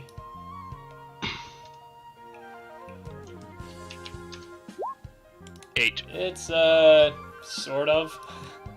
It's not like perfectly formed that way, but it's just. It sort of looks like it, but it's. I don't know. It's not perfect. Yep. All right. Well, you guys wake up, and it is morning, and Thaddeus and Thaddeus and Duncan are well rested. Duncan's got his hit points back, and you can continue on your way to Janus Post. Getting to Janus Post from where you are right now would put you into the evening. It would put you at about about 4 or 5 in the afternoon by the time you get there. First things first, we need to Simba the baby. Oh yeah, what do you want to do with the? Like, raise it up into the sky, into the sunlight. Oh yeah, okay. So Yeah, you put it into the sunlight. Okay, Make so sure you it's, take the baby out and you go onto Pride Rock, and a bunch of animals like march out to see what all the commotion is. You raise the baby up, and it's okay. The baby is okay in the sunlight. The Well- Daywalker. The birth of Blade. The what? Blade? Yeah, except it's not Wesley Snipes. There was also a TV series that came out for Blade that lasted for 1 season, and it was okay, but I don't know, the main character was a little lacking. Anywho, So, we have a baby on our hands now. oh yeah, you got a baby in your arms. What are we doing with it? Is Oh there, like, yeah, a its mom and dad are temple, dead. It's the perfect. orphanage this in is- Janus Post? I think Oh, you we could have probably to find one. do, yeah, something like that. Orphanage in Janus, but You could try that. give it to the church. Oh boy. Yeah, Yeah. that'll go for just perfect. Yeah. You can do that. It's kind of whatever. You do have a baby. And the baby, yeah, the baby's. Oh fuck, the baby's birthplace was. No, it was ransacked. Its mother and father are dead, and so it just has like the perfect makings of an edgy character. It's Yeah. great. The typical D&D backstory. I was raised by my mother's killers, or I was taken from my from my home by the killers of my mother. Are you suggesting we keep and raise him? No, you don't have to do that. I'm just Oh, saying hang that. on. I'm just saying that if you Is leave this- it alone, is and this you. the- Is this the Pokemon angle? Can we raise it? Oh Jesus! Evolve. Oh Jesus! God. No. So is this how we start the baby fight club? Okay. Yeah, it is. Yes, it is. Okay, we've got one baby. We need a whole baby roster. Yeah, you need to get a Gotta Pokeball. kill more mothers. God, you guys. So All we right. need to come up with gimmicks and finishing moves for them all. It's gonna be a lot of work. Yep. Killing. All killing. right. Do you want the stat block for the baby? You have it. I do. So we should get on the road and head back to Janus Yep. Coast. Yep. Okay, so you would get to Janice, and you would be carrying the baby with you? Yeah. Okay. Yeah. Do you just go on foot, or how do you travel there? On the road and what? Yeah, on the road. Okay. On the road, on foot. Yeah, we don't have any transport. We don't have any like horses or carriages or anything. Okay, so you travel by foot on Golarian Way, and so you arrive at Janus Post at about 5 in the evening, and you get into the gates, and what do? You are now back at Janus Post. It's been quite a bit. You've got a few things that you can do. You got a lot of loot that you could maybe sell. A few things that you still haven't identified yet. You could maybe seek out the services of an identifier. There's also the matter at hand of Samira, Baby. and then also the matters of this baby now. Yep. So first things first is getting rid of the baby. I was going to say I wanted to talk to Samira, but I think you might be right. So Please there's step a on. sewer grate nearby, a dumpster. There's a few ways you can do this. I mean, if I was gonna go that way, it would be black market and sell it for parts. There is a black market. Oh my god. But since you don't allow evil characters, we're gonna find like an orphanage or something. And an orphanage on the clergy or something Yeah. like that. But if Yeah, it's I know. half vampire, is it really wise to keep it?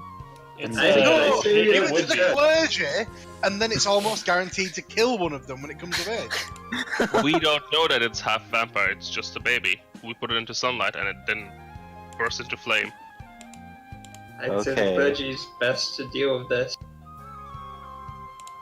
Okay, so Yeah, we're gonna tell them that it's potentially vampiric in nature. I think we should just say that the camp came under attack by Okay. a vampire. Try to secure a life for this kid. I mean, Yeah. the alternative is to give it to an orphanage, and then if it is a vampire, in 18 years, the city's going to undergo a vast number of vampire killings, and no one will know why. Yeah, so Temple Courthouse exactly. District. And then, when we're all old and semi-retired, we come back for one last job, like the A team, and go kill it and get money for it. It's a win-win. This is At max orcs live. this is our plan for We're our investing in future financial stability. Exactly. Yeah. Making jobs out of jobs. Yep. you guys are so creative. So, if you want to drop it off at the temple, there is the temple right in the middle of town. Yep. Temple Courthouse District. That's where Klaus is They're going. best able to deal with a vampire situation. Okay. So do you want to? We could role play that out if you want, or do you just want to leave it at their doorstep in a basket with a note? No, Klaus would like actually find someone and not just leave it at their stairs because he Okay. knows what that's like. Okay, yep, alright. So, yeah, Klaus having experience with, being or not really, just being in an orphanage himself, he goes to the Temple of Michelangelo. Sure enough, there is a clerk at the front desk. She's a woman, she looks, kind enough, she has a gentle composure about her, and, so she just kind of perks up when you enter. Oh, yes? Hello. I have a. Is everyone else with him, or is it just me? Depends. Did you guys go with him? I'm with him. Okay. Maybe So- saying that it's all on you, mister. We're adventurers, and a camp came under attack by a vampire, and this is the only survivor. And I'm kind of cradling the baby in my arms. So she gasps and covers her We- mouth with her hand. We would like some help, please, maybe. Oh dear. What is it that you propose? How can we help? Since our line of work is quite dangerous, I think it'd be unwise to take him with us. And this is the first place that came to my mind when I was thinking, who could take care of a baby? So, here I am. So she, I don't want to we'll play out the whole thing, but she tells you that there is not really that much of a semblance of an orphanage there. If there is one, it is very small, but they could take them in. She does ask though, was the child bitten? There are no marks on him, so no. Nope, he's clean as a whistle. Okay. We managed to get him out of there before the vile fiends get their hands on him. I mean, we drove a straight through the vampire's heart and then burned her. We don't know if that's enough.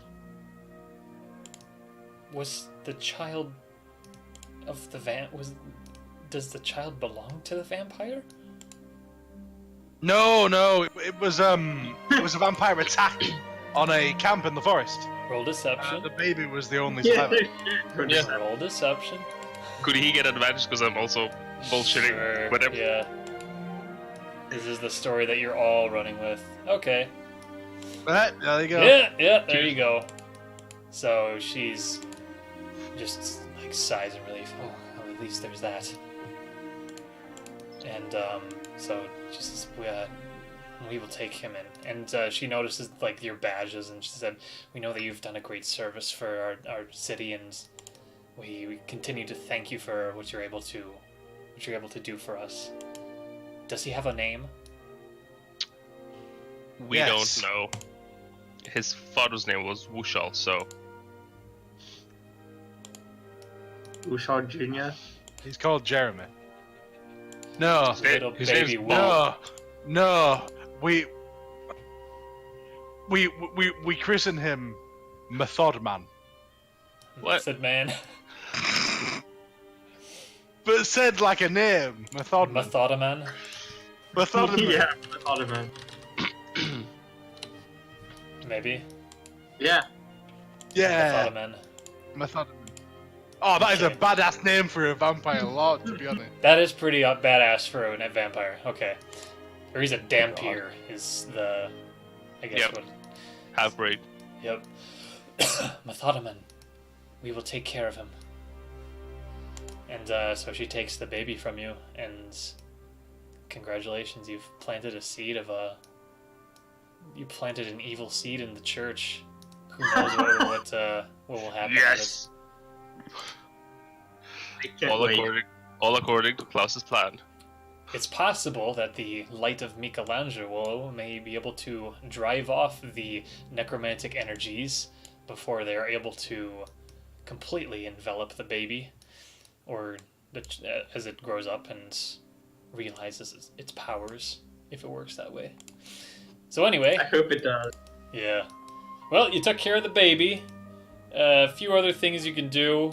Oh, yeah, Thorkall, I mean, in terms of your backstory, have you kind of been on the lookout for...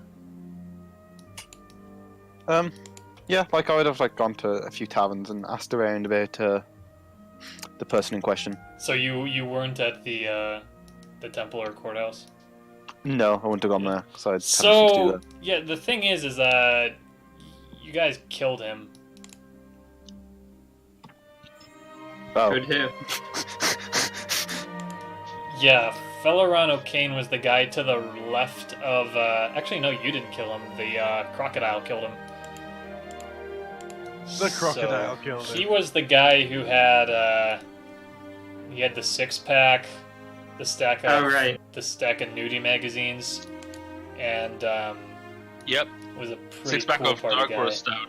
I appreciate And, that uh, he helped me. Rano. You guys did not find any dwarves at the camp, by the way, so you're not even sure if he's the right FC. Well, I'd have asked around about any FCs that have frequented this area recently. Anyway. Or asked about any dwarves that may have been brought through here in suspicious circumstances. Which areas do you go to? Well, I'd asked around the docks, obviously, because that's where they'd have to come in. And possibly anywhere near the main gates towards the city. I'm trying to see. Just a second.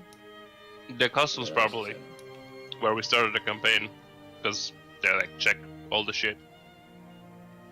Just a second. I'm looking through my notes for everything they got written about. Okay. Yep. Okay, so you went to the Market Plaza? Or the Yes. docks? Yep, docks Yes. and Market Plaza. So, you would have heard from, like, maybe there was a bar kind of near the customs office, and you mentioned, like, FC. Like, does anyone know what FC might mean? And, then, like, a guy, he sneaks up behind you, or whatever. You may have seen him coming, but, he puts a hand on your shoulder, and, he says, "What do you know? Or what are your dealings with the Flints?" I look to him and raise an eyebrow and go, I'm after them. They took one of my friends. So you turn around and I'll say, before you say this, you turn around, you look at the guy, and he looks pretty sleazy. He's got a long, unkempt hair, kind of greasy, one eye bigger than the other, fucking pimple on his lip, and he's got a bit of a hunchback to him, and so he's like, "What do you have to do with the Flints?" Something like that. You got this like Gollum guy creeping up on you. So do you still say that to him? Yeah. Okay. So he just kind of like glares at you.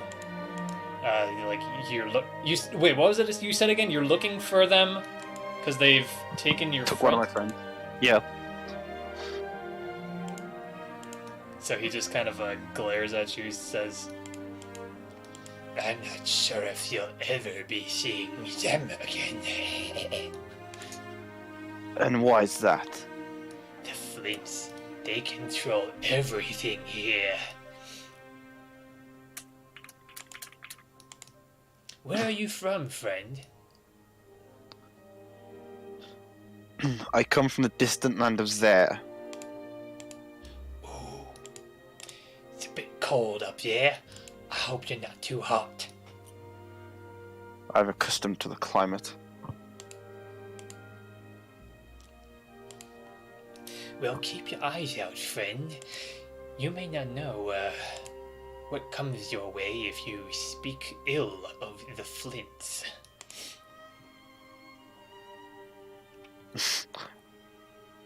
We'll see, I suppose. Okay, well, you definitely got a lead. Yep.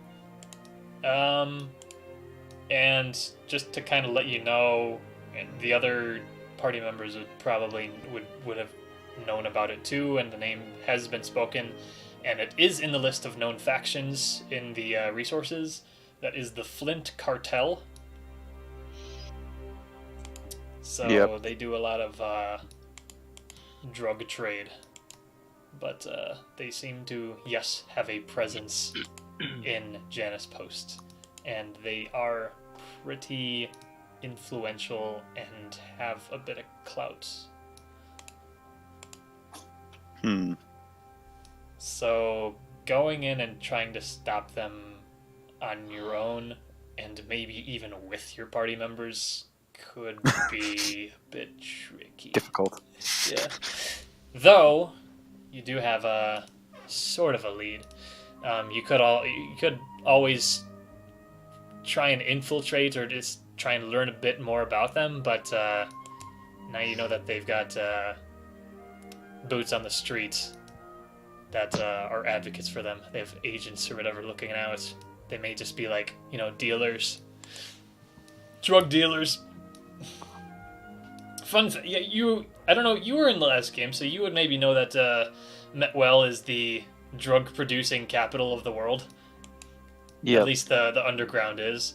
And so you can assume that you would probably have like a basic knowledge of all the drugs, and so you would know a lot of the drugs if you've seen them. And so they'd probably be dealing them. You'd have dealers on the streets who'd be selling them. Yep. Okay, so there is that. How do you act on this? The rest of the party was at the temple, handing in the baby. Methodaman. And so do you guys all do you do anything else? Do you want to maybe sell your loot or identify some of the objects? I think we're just waiting for Torque. I really want to get to the marketplace, sell all this loot, and make use of my low 4 feet. So I think Thaddeus's next priority, honestly, is Stefan now. Okay. Maybe we wait to Stefan meet to see if Cedric did his part. So do you want to do that now? Yep. Okay. Yeah, definitely for Thaddeus. Let's give a little bit of tension in here. Sure, why not? And Duncan, he did mention a reward, so... Oh, well, shopping can wait, shopping can wait.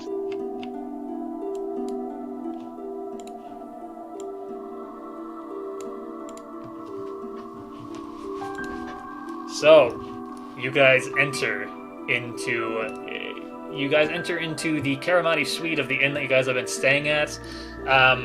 The Karamatis have been staying here for an extended period of time because being paid for by the Eisenbrowns, like they were paying for their hotel room and all that. So they were just all staying here still because Stefan said, like, we will get her the stone back and we will take care of her and resurrect her. Cedric is here, Stefan is here, Tornir is here, Dominic is here, the whole gang is here. So you guys kind of enter, and Stefan, he greets you. Oh, it's great to see you again. So, has it been done yet, or are you waiting for something? There's a bit of an issue. We're not entirely sure how to release the soul from the rule stone. There's been some theories, but some of us are not wanting to see it go through. Are there no sources in the city that could actually understand such a magic? Hold on, one at a time. Duncan first, what were you gonna say? Are there not any sources in the city that could understand such magic and know how to get her out? Like I said, the knowledge of rule stones and what they're able to do is not well known. This is all new technology to us. We're not entirely sure how it works. All the clergy in the Sathir Empire does is the second they see one, they destroy it. And that's about as far as our knowledge goes, from what I've been told. That said, our theory, the only theory that we have right now is destroy the stone. Break it. Smash it. Have you tried just placing it on her body? Yes. See if that works? Okay. We listened. I heard you say that the first time, and we tried it, and all sorts of experimentation, but... Is there any reaction of the stone getting closer to her? No. Or none at all? No.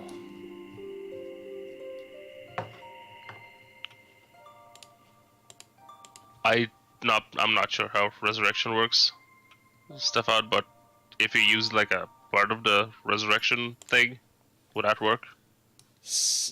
Part of the resurrection thing? I don't know. Do you need like materials or something? Like You if do that need was part of materials, the yeah. materials, maybe it would like. Well, Stefan doesn't know about resurrection either, though there is a definite person in the room who does.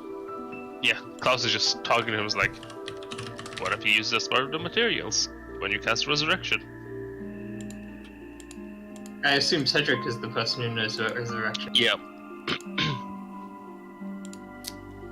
Yes, and Cedric is there. He's keeping his promise. Come on. I'm just trying to see like what the components are. I think it's just like gems worth 500 or 1,000 or something gold. I don't know what spell you're looking at. Oh, what the hell? Oh, Roll20 is... Oh my god. They're having a bad gateway problem. God damn it. What spell are you looking They're at? having- Raise Dead? Yeah, Roll20 is having a hosting error. Damn it. They're having a hosting error, so I'm, Yeah, for Raise Dead, a diamond worth at least 500 gold pieces, which the spell consumes. Okay. So what were you proposing? This is just what Klaus would think. Just, could you not use the rule stone as part of the components? Well, it doesn't exactly double as a diamond. And Cedric has tried the resurrection several times already, and so that's another thing that has been holding things up, is he's had to rest and regain his composure. Yeah. But we do have several diamonds that we can try it with, but to no avail. We've placed the gem on Samira and placed the components next to her, and Cedric put her hand on her and tried it, and it didn't work. So, yep, sounds like the last thing is just letting the rule stone in half when you cast the spell. Breaking it. Sounds dangerous. Yeah, I can see that going wrong. Yeah. It's a big risk, yeah. Is there Okay, any way to get the risk, to find out more information? okay, you just finish talking, I'll just go into this corner and I'll sit down and try and talk to Valera, see if she knows anything. The response, you get no response from Velra. She says, "Where's my ring?" Actually, yeah, she reaches out to you and says, "Do you have the ring?" No, it was destroyed. So then, silence. But yes. So Stefan says, "Well, maybe we should go in the room." And Cedric enters. Dominic enters. And it is a familiar scene. You still see Samira there. Her corpse has been preserved, or gentle recomposer, or whatever. Gentle repose. Yeah. So she's hasn't rotted or whatever. She's totally still there. But it has been a sort of expensive operation to try and do all this. But yeah, Sorab sees you and he says, I do appreciate all your efforts for getting the rule stone and trying to help our houses once again.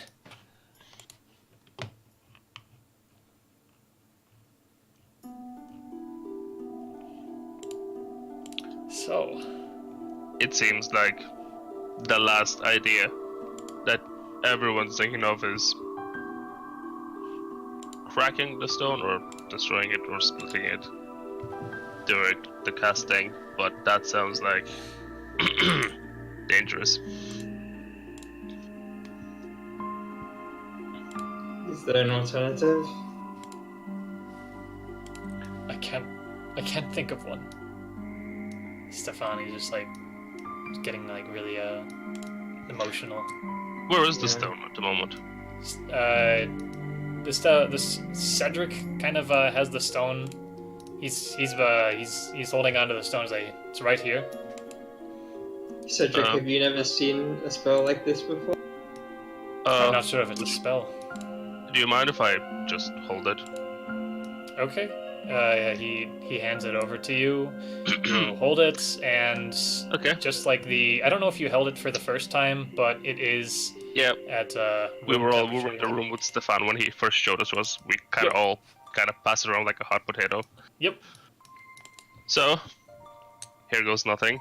I want to close my eyes, concentrate, Wait, what? and try to go into the stone. Try to go into the stone. Yeah, like, Is this a spell or something? oh no, Klaus is just closing his eyes, holding the stone, concentrating, and trying to, I don't know, communicate with the stone, go into the stone. Something. Because, I don't know, warlock magic and weird shit. Go. Combine, fuse, do something. I'm going through my Because notes. Klaus doesn't know shit about magic, and he's just kinda, might work, might not work. I might join Samira inside the stone, who knows? Do you...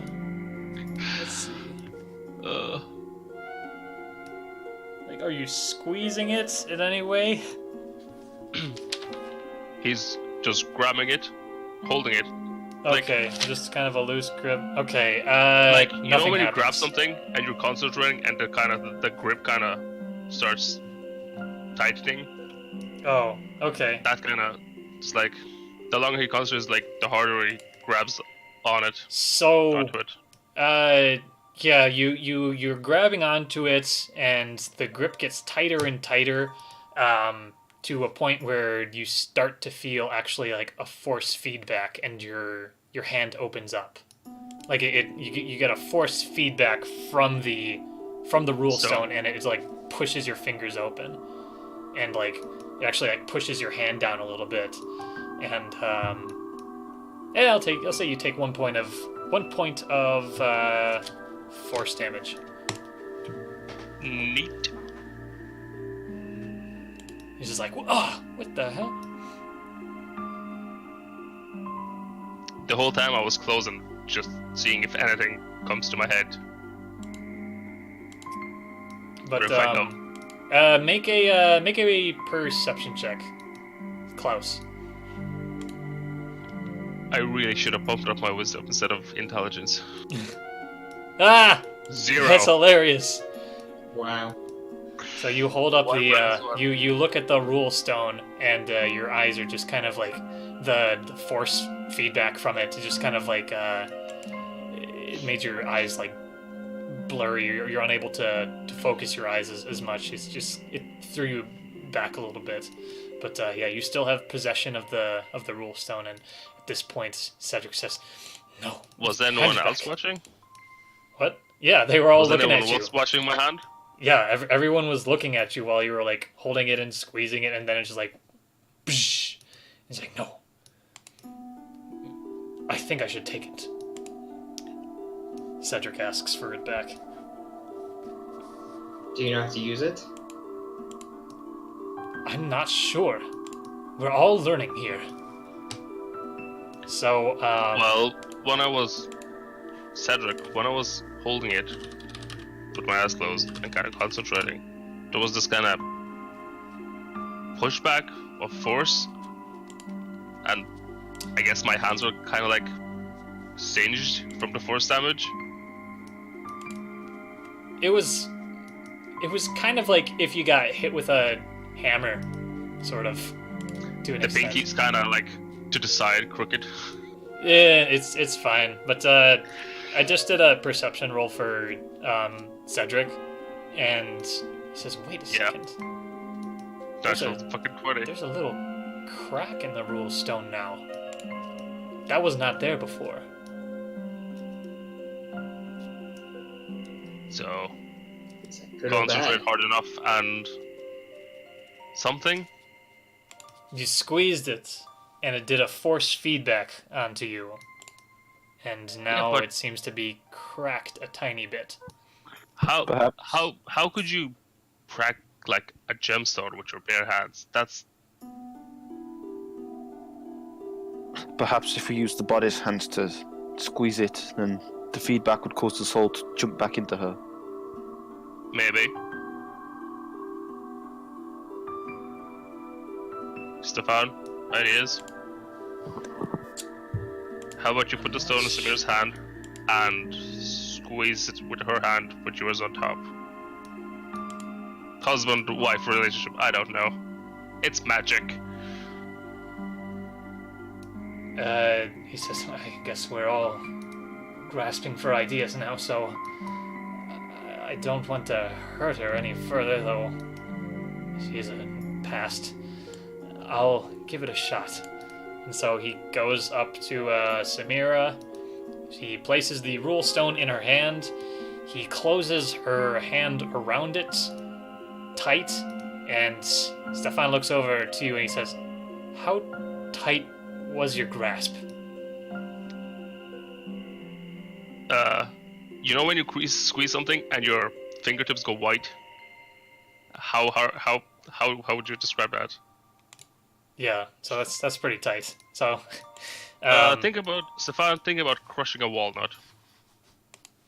So he tries that. He squeezes Samira's fingers like really tight, like to the point where like they might even break. And the same thing happens. Like both him and her feel they've got a force feedback, and it pushes their hands open. And then Stefan just like looks at it again. Is just the crack has grown. I don't know if that's good or bad. Well, it definitely doesn't like being squeezed. And it doesn't make sense that we could kind of crush it with our bare hands, so it's doing something. I want to try something stupid. Okay. The message cantrip that I just posted. It says it can go through solid objects. Aha. I want to try casting it through and to the stone. Into the stone. And you would send it a message. Yes, send Samira inside the stone a message. Because I'm trying to keep it canon, and I have like 5 pages of shit written about this, about how It's it works. totally fair. Would that count as... I will. Thaddeus will try it either way. Okay.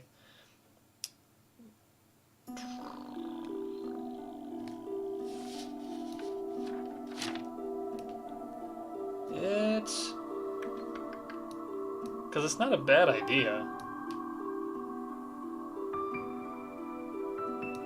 There's a third level spell called Sending that works the same except no range. That, it wouldn't do anything. Yeah, it wouldn't do anything. Message doesn't do anything? Message would not do anything. No, you don't get Okay. any... You wouldn't hear anything back. Okay. Well, I try it. And then step back and set.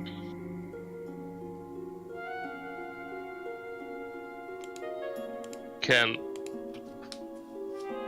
anyone identify this? Do any of you have access to the spell? Yurk used to do something with Would it. Cedric. I If don't he's a know knowledge domain cleric, He's not, no. then no, because that's an arcane spell. Okay. Has Identify been used on rule stones before? That is the question. More than likely, yes, it has been used. But the knowledge that has been given is basically what you know now is that it can hold the souls of it's how do I describe it without revealing everything? It holds the soul. It holds the souls of recently it can hold the souls of recently deceased when a certain action is taken on it near the just passed corpse, and then it reacts to different kinds of I guess damage against it. Oh, right. Okay. Last idea, I think. Have you tried dropping a blot of Samir's blood on it? Blood? I don't know. Of some... Oh, Samira's blood. Oh, Samira's blood. Yeah. We have not. And, You said it reacts to different types of damage? Yes. Does it react differently to different types of damage? Do they not? You can try. I'd like to, maybe after the blood thing. The blood thing wouldn't do anything.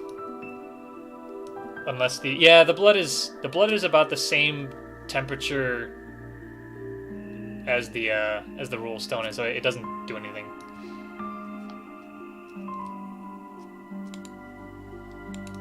I would like to maybe hold it in my hands and then kind of use shocking grasp on it, but I mean that makes it look bad, but that's not what I actually mean. I mean what I mean like a low current. Like assuming that you can kind of control it. Not try to shatter it, but kind of just try to pulse some electricity through it. That does lightning damage to it. So, it gives a thunder feedback to you. And What does thunder feedback mean? as in like damage that it does back to you is the type of damage is thunder. You did lightning damage to it, and it does reflect. It does thunder in return to you. And so Oh my god. it deals I don't know, 2, 1, 2 thunder. If you're like doing like pretty low current, if it was like really low current, then yeah, you would need to do at least a point of damage to it for it to react.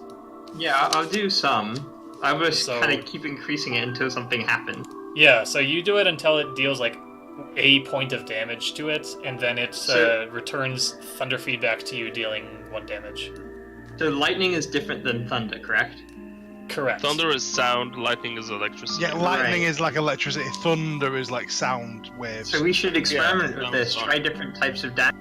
Oh, and by the way, the crack grew a little bit more. Yeah. Oh, fuck. Maybe this is like I want to what does soul in a healing bottle. do? Healing? Yeah. It's a different type of magic. Cedric casts healing on it, and nothing happens. So let's see you do it. maybe this is like a soul in a bottle, genie in a bottle. You have to like break it. Ignore those. Friends? No, ignore those. It was missing. Oh. Nope.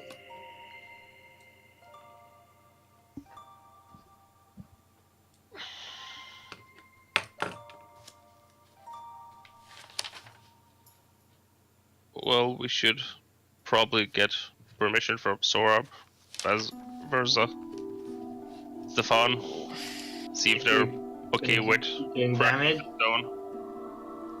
Yeah. If you Maybe want to this- just break it. Maybe it's like a soul in a bottle. I mean, really it don't seems know. like it's obvious that each kind of magic damage reflects a different kind of magic damage. And so, like, what I wonder is, and it's the magic damage seems somewhat related to the magic damage you put in, right? Lightning to thunder. So what I wonder is, It gave me like- back lightning. What What- about we tried necrotic damage? that's where I was going with that. Actually, is like, does necrotic damage equal healing damage or something like that? You can try that if you want.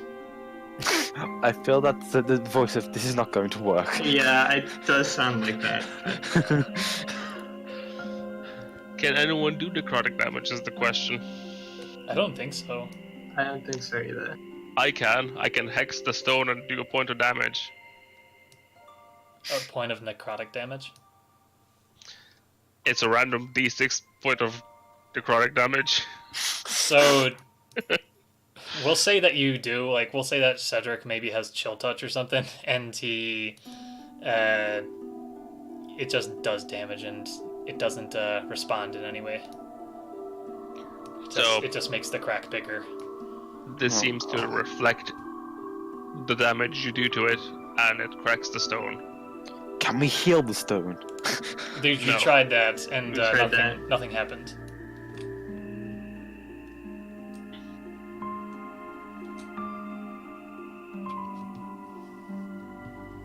Oh my god. There's an answer here, we just aren't seeing it. That is the problem. Yep.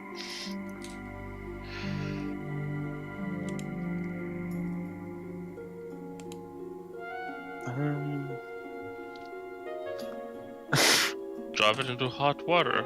Drop it into cold water. Like, You can try that. you could do You could a heat it. lot of experiments on But this maybe- stone. But Maybe it needs heating up. No, it doesn't. Doesn't seem like there's anything else to do other than try it. Do you Fuck, that's cast? Do you cast flame damage on it? Fire damage?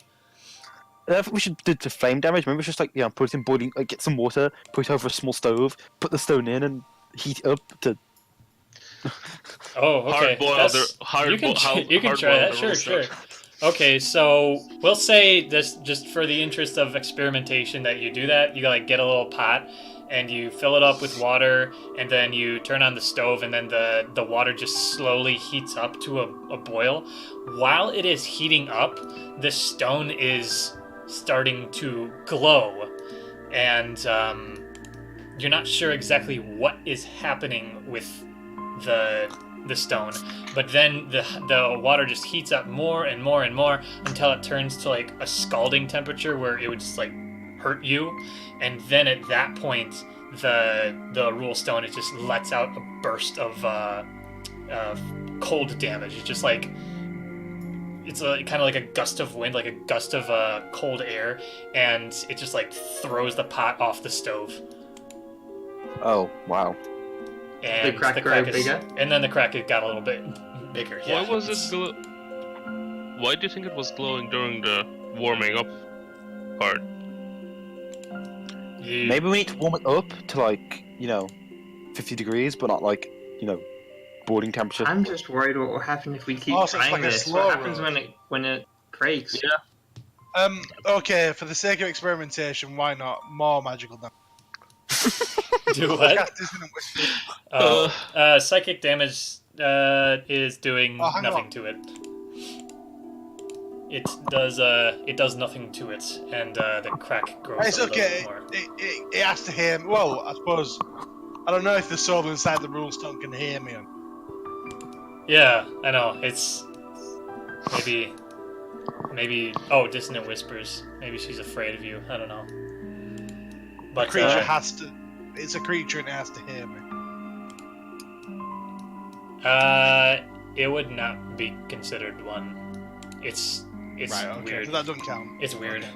Okay. It's a weird thing. So, it does psychic damage to it, and the crack grows a little bit more. I only have Did you- spells that affect things, not Yeah. like I only have spells that affect creatures, not objects. So did you want to try like the cold hot thing again and see what happens or something? We could try the cold. Okay, I mean, so you can try that again. You put it into like cold water, and then the stone starts to glow. And is like, do you have some way of making the water colder, or is it just kind of cold water? I don't have have any armor of ice. Agathis. Oh, I have ice thingy-majigger. Ice Okay. blade. I mean, so actually, roll an investigation check. I would say Everyone? Everyone or- everyone who's around this whole cold water thing. And if you get a, 19. Thaddeus. So, Thaddeus, you reach in to touch the rule stone while it's glowing in the cold water, and the rule stone is, surprisingly, at room temperature. It seems to be heating itself up to compensate for the colder water. Is it? So, if it's too hot, it cools down. If it's too cold, it warms up. But Is what we're getting. Thaddeus is able to discern with his investigation. It can get cold, and it's able to compensate for it. But if it gets too cold, then it might send out this feedback of maybe hot damage. Or when it was getting too hot, it sent out the feedback of cold damage to try and get the stimulus away from it. Right. So it seems like when it gets to an extreme of the damage that happens to it, then it reflects the damage back at it somehow.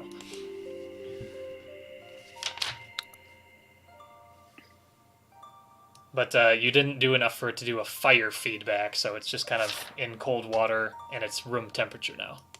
But you're already learning quite a bit about it, and so it's a fascinating material. Is anyone taking notes? No.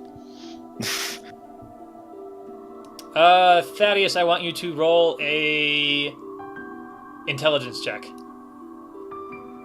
Just intelligence? Straight intelligence. Ugh. Damn. Oh. Okay. No.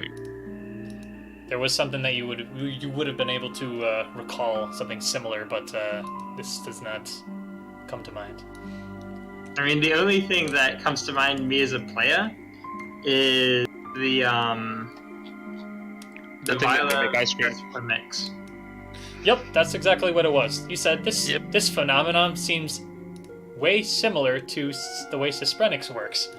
Yes.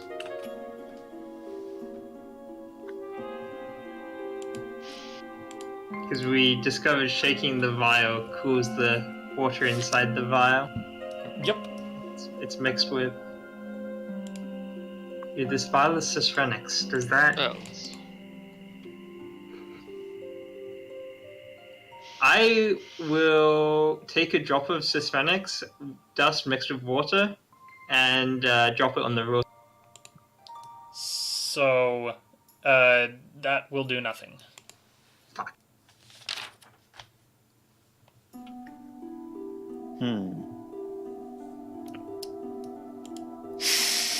But you did learn sort of that is a key part of kind of what makes these things tick. There's a lot to them, but that part there, Susprenix, is kind of a key part of it. Yeah, but what about it? What if we put a rule stone back into the water and just add the whole thing of Susprenix? That's it why I wouldn't do wanted. anything. Yeah, that's why I wanted to touch it. Just do a drop to see if there's any reaction at all.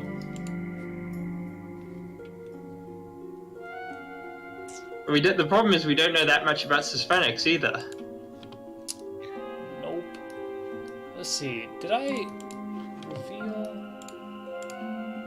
anything about... I'm trying to... The 7 precious stones of Reyam. Susprenix is one of them.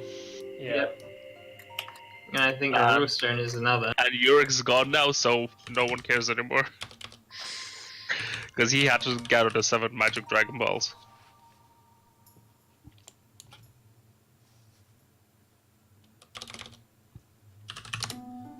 I'm trying to find where I wrote about that. Oh, there it is.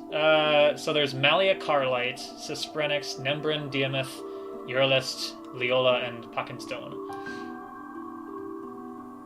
We need an alchemist.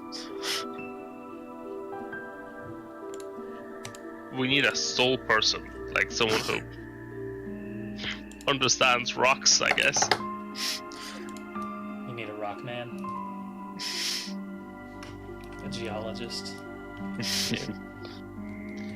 So, But any damage you cause, it reflects it, and the crack gets bigger. yeah, and so Problem is- at this point, the crack is kind of like almost at the center. Oh no. Oh no. Kool-Aid Man bursts through the wall. I mean, I don't know what other kind of magic to try against it. I know it's related to Sysphonics, but I don't know how. I can do necrotic, cold, fire. What kind of crack? Is it just like a crack, or is it like actually like a hole? It's like a hairline crack that, it branches out a little bit, and so the rule stone is getting pretty brittle.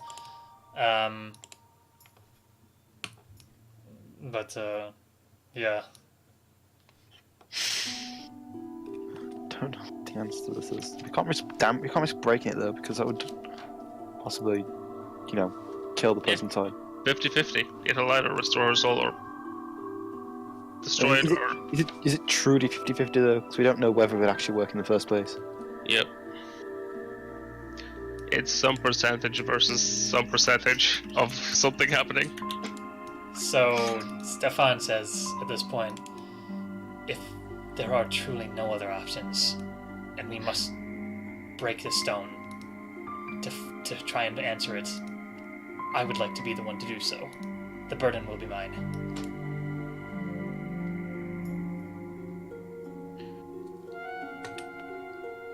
I reach into the water and grab the stone and hand it to Stefan. So he just kind of looks at you with kind of sad eyes. Are you really doing this, Stefan? I can't think of anything else. We've learned Cedric? quite a bit about it, but I just don't know. If you want, I can do it. No, it must be me. The burden must be mine. I cannot let a death fall onto you. This is my burden to bear. We just annihilated a whole necromancer camp and a vampire. I think I'm fine with death right now until I sleep.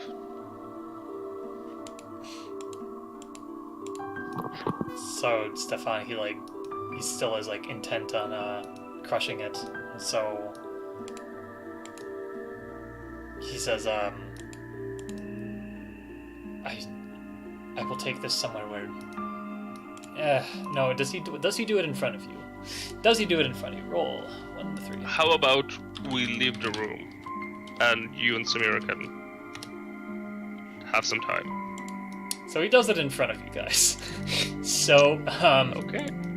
he says, does anyone have a war hammer or something that I could use, or like a pick or something? I raise my war pick. Okay. Takes the. Oh, okay, never mind. Stefan takes the war pick, and he places it on on a nightstand, and he just breaks it. And then you see a faint glow from the stone, a faint flicker, and then it just stops. And then says, "Well, I guess there's only one thing we can try now. Cedric, please try to resurrect her." And so Cedric does. He casts the spell, and We all die. he says, "Wait, I'm seeing her. I'm seeing her soul, and so it's different this time. And now I need to find my rules on resurrection. It's the Matt Mercer one. Okay, so Oh shit, that could fail. for example, praying to the god of the devout, following character may require okay, so it's just gonna be Stefan supporting Cedric with this.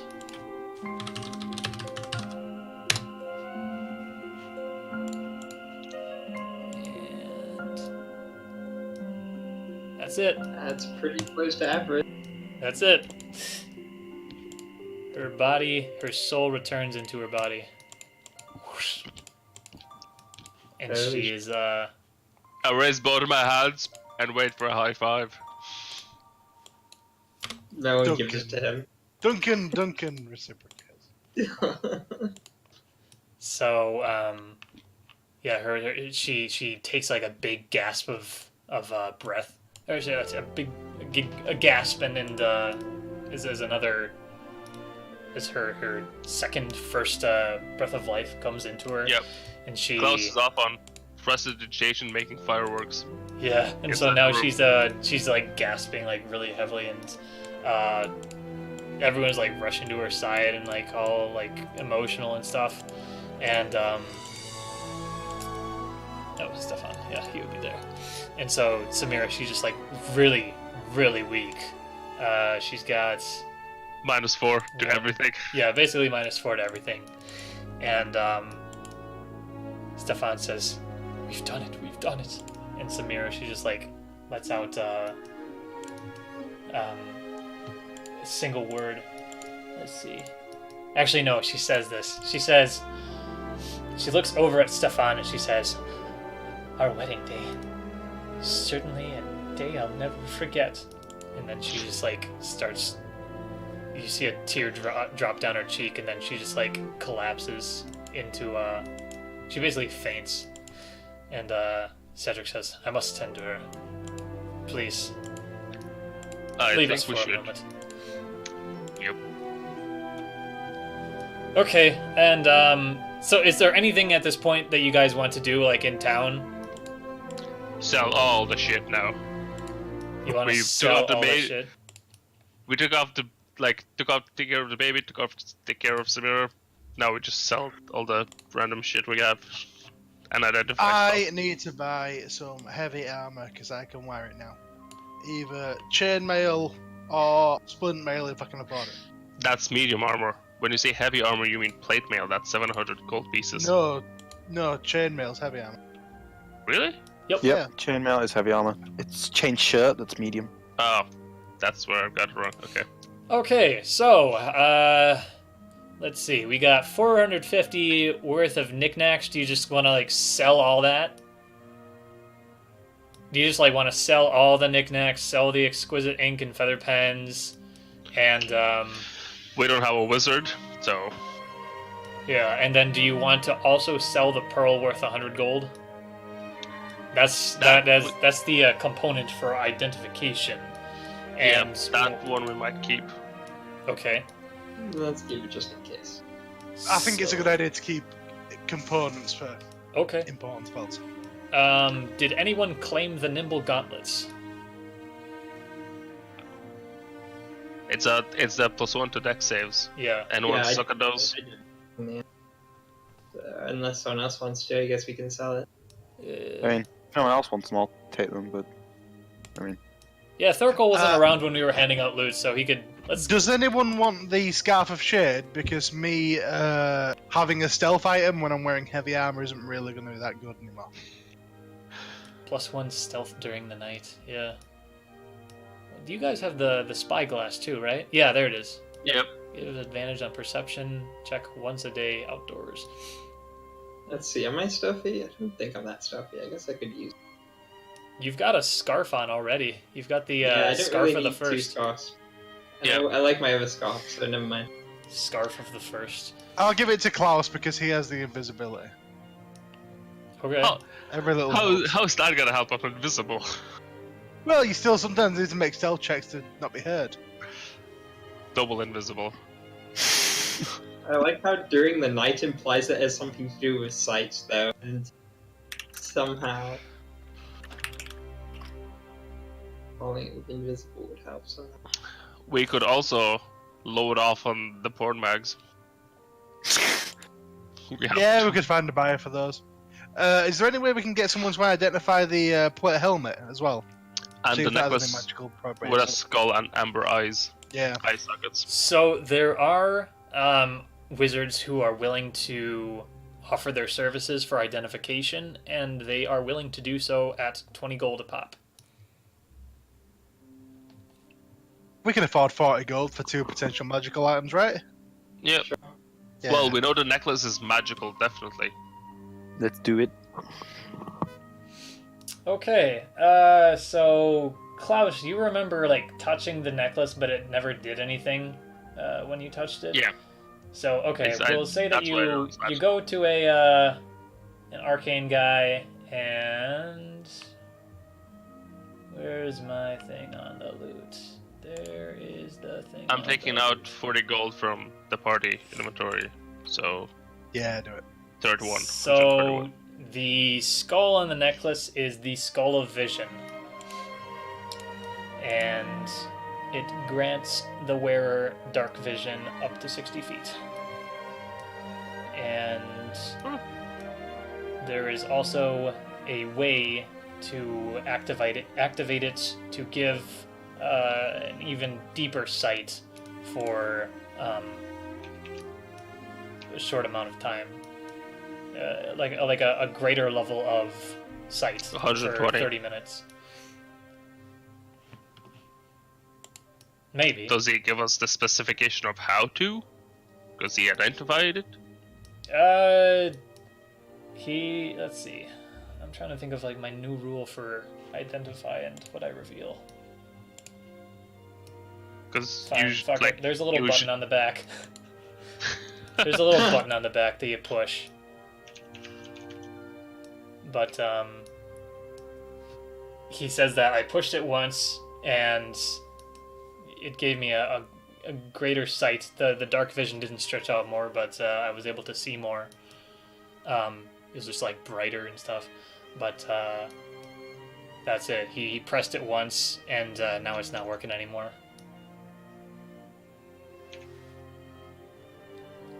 Okay. He says this. It might come back in maybe like a week. Who can't see in the dark? That is. Yeah, I definitely can't. Just that is. Yeah, Oh so... wait, really? Everyone else has dark vision? Yeah. Yep. Yeah. Sucks to be human, doesn't it? Yeah. Yeah. Okay, yeah, I guess I I'll hand take the the necklace necklace to again. Thaddeus. Hooray! Now everyone has Wow. dark vision. I Don't wonder need torches anymore. what are the what are the chances of that? Gee, I wonder why I put that one in the loot.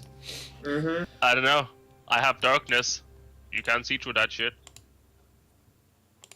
Ah, we Okay. going through the Underdark. Okay. Well, Thaddeus, Maybe. if you put it on, you have dark vision now. I will 60 put it feet. on. Cool. I'm editing the... And the thing plate that I have. helmet from the bag of holding. We also want to identify that. That's the Yeah, second item. you also got a pouch containing 25 gold from Eric. I don't know if anyone like specific took that. Oh, and then the plate helmet. The plate helmet, which was found in the bag of holding, is a locating helm, which once attuned to you, you always know the location of the helmet. Alright, I mean, it's magical. No, that's actually really cool.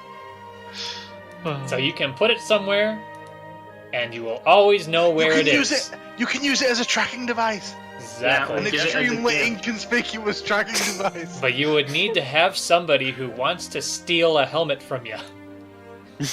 Oh no, you could just say, like a villain, oh, here's my helmet, here's a gift. And then, like, smuggle their helmet into their luggage or something. You can do many things with the Oh, that locating sounds helm. fucking... I want that, that sounds interesting. Yeah, That sounds like potential. Okay. Was there anything else? I had a question or comment. Oh, it's definitely the splintered Seth you said earlier helps with con saves, but can it be identified any further? Yeah, it can be. There's also the shield that has it resists to some type of damage. We don't know. The turtle shield? Eric took that though. He Would said he you left have- all his. Oh, Oh, Did did he say he left all of his shit? gonna have to fucking ask him. You can take the turtle shield if you want, but it's okay. It's not amazing. Is someone keeping track of the party gold, by the way, like subtracting Yes, values? I've literally just done it. I've added the 25 gold pieces for the pouch, and I also added the 450 gold pieces from the knickknacks. So at the Okay. moment we're on 606 gold pieces. We could also add, if we're going to sell the inks and the pens, that's an additional 25. Yep. Go for Um, it. Well, I wouldn't mind identifying and hopefully even repairing this splintered staff. Yeah, we'll get the splintered stuff identified while we're at the arcanery. So it's inks. Okay. Do we know what the lizard folk talisman does? Yes. Yeah. It turns you From into a lizard. experience. Right. Yeah, it turns into a lizard. But Klaus will pay to have it like fully identified. Okay. The talisman. Yeah, because I think Okay. there was more to it. So Instead of- let's you want to identify both the staff and the talisman? Okay. And Klaus is paying his own money for the talisman. So the staff is unfortunately beyond repair for the people who are currently there. You're not sure if it could be repaired, but this is the splintered staff of unyielding. When you're wielding it, casting, if you're wielding it, it gives advantage on saving throws to breaking concentration once a day, and it can also be used as a quarterstaff. Well, okay. So it gives you, if you're doing a concentration saving throw on, a Constitution saving throw for holding on to concentration, you have advantage on it once a day. Okay. Better than nothing. It's not amazing, but if somehow you are able to repair it, then it may be able to enhance that ability, and just may. Like, I was thinking that basically, if you repair it, then it would just give you a save. Like, it would just work once a day. Like, you would just make the save once a day. It would succeed. So basically, legendary resistance once a day. For concentration saving throws. Yep. Yeah, once a day. Yep. It'd be handy. Yeah, it wouldn't hurt. Mm-hmm. Does anyone else even use shields? Does I use shield. I do. I use shields.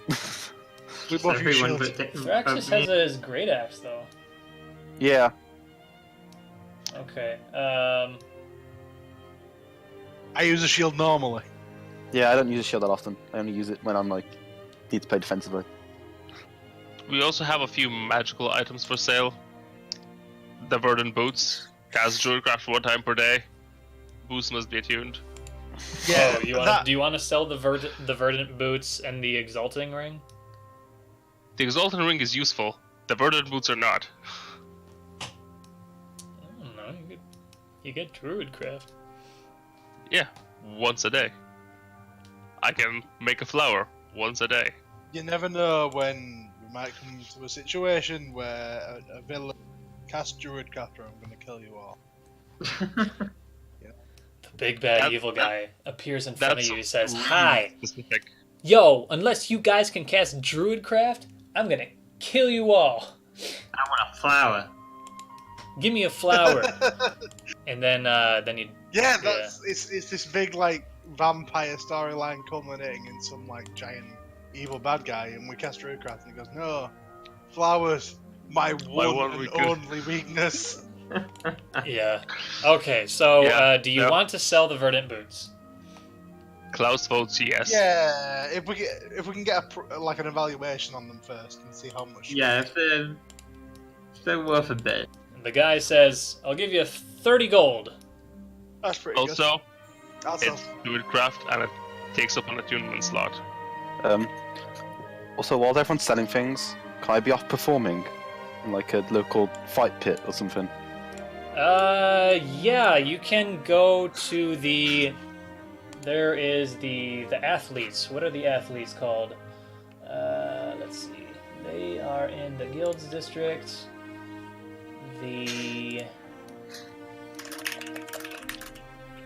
The Collis Maestorum.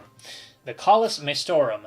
They own and operate a gym in the guild districts. The number of participants is dropping because the leader expects too much of those training. The people admit, though, they can be They can give amazing performances and demonstrations. So there's not necessarily a fight pit, but there is like a gym and wrestling matches. Yeah. I'll do wrestling. Might be busy since tournament day is coming up. Yeah, so there's a lot of wrestling matches, and so if you want to go into a wrestling match, Thorkell, we could maybe do that if you want. Before we do that, I'd like. I need to use the party funds, but I really want to buy some armor. I don't want to. You need armor. I don't want to take the piss because 5e armor charts tell me that splint armor is 200 gold, and that's a lot. But chainmail is 1 AC less, but it's only 75 gold, which isn't much at all. Yep. So I'll get the chainmail. Is there anywhere I can find a shop that'll send me Well, Yeah. Ask Yurik. in a big city like this. Yes. The Craftsman District. Yeah, I popped down to Yurik's old place. You can buy chainmail for 75 gold. Okay, I'm gonna get chainmail and take it out of the party inventory then. It's only 75, so it's not gonna hit. Congratulations. Do you have a shield too? Yay! Yes, I do. Okay. 18. Bumps AC. my from 14 to 18. It's That's pretty good. And Thaddeus here was worried about our melee. I was a little. I'm really trying to go for this sort of uber-gish jack of all trades, where I'm like a melee fighter with armor and moderately tanky, but I've also got spells, and I've also got utility, and I've also got heals, and I've also got skills. Right. Do you know what I mean? So like Bard is like the best way to go about that, I suppose. So, you guys. Oh, do you also identify the tortoise shield, or what do you do with it? I want to get the lizard necklace identified. Oh yeah, Because okay. I think you said there was more The to it. necklace. I'll pay for the tortoise shield identified because I'll probably be the one who use. I'll pay for that out of me. Just a second. Okay. The talisman you have is the talisman of Kai Nashwa. And it turns the wearer into a lizard folk. They lose all their original racial benefits and instead take on the benefits of the lizard folk race per Volos. On its first use, when removing the talisman, the user reverts in 5 minutes. Each use of the talisman extends the time the user is a lizard folk by a factor of 2. Meaning, the next time you take it off, you would turn back in 10 minutes, next time in 20 minutes, next time in 40 minutes, and so on.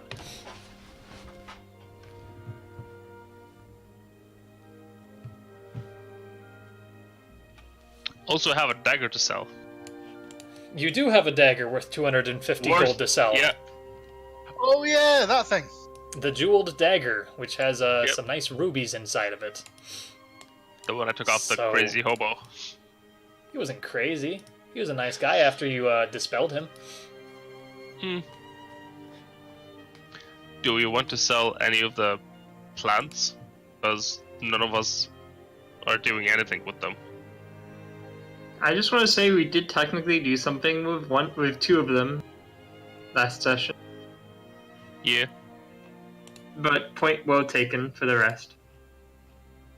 I mean, none of us are alchemists, so we should probably find one and sell it to them. Okay, so you have your Davis tier, which is common. I'm trying to find like... Oh yeah, I've got a Fedra Seneca, which nobody would buy because it's illegal. Oh. Maybe don't share that one around.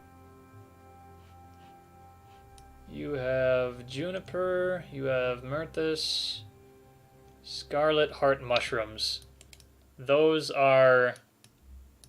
Scarlet Heart Mushrooms would We have Dark Rose, Golden Crown, Blackberry, Juniper, Devastator, Yeah, Strawberry, yeah. Dittany, Fjordra, Lation Berries, White Byrony, Goblin. Oh no, that's an ink. And Shadbush. So, probably the most valuable ones that you have is you've got Fjorda and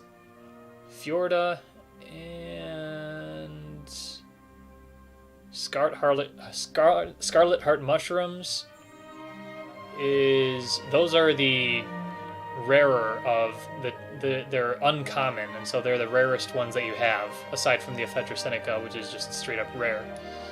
And those would sell for the most. So I would say that you would get, I would say about 10. Let's say that you get. I'm trying to think of what a good unit of measure would be. I would say for very common, you get.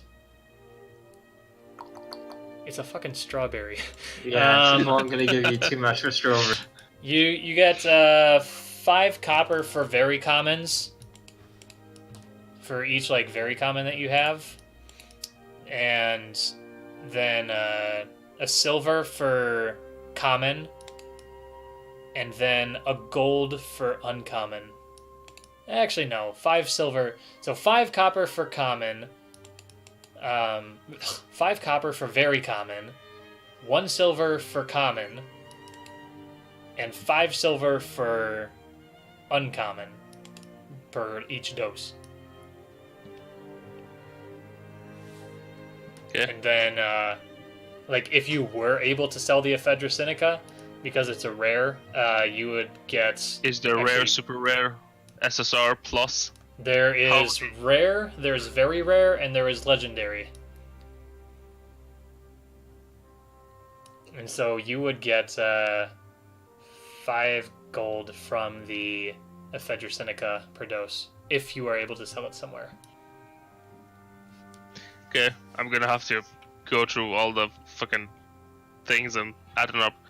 Very common is 5 copper, common is 1 silver, uncommon is 5 silver, rare is 5 gold pieces, right?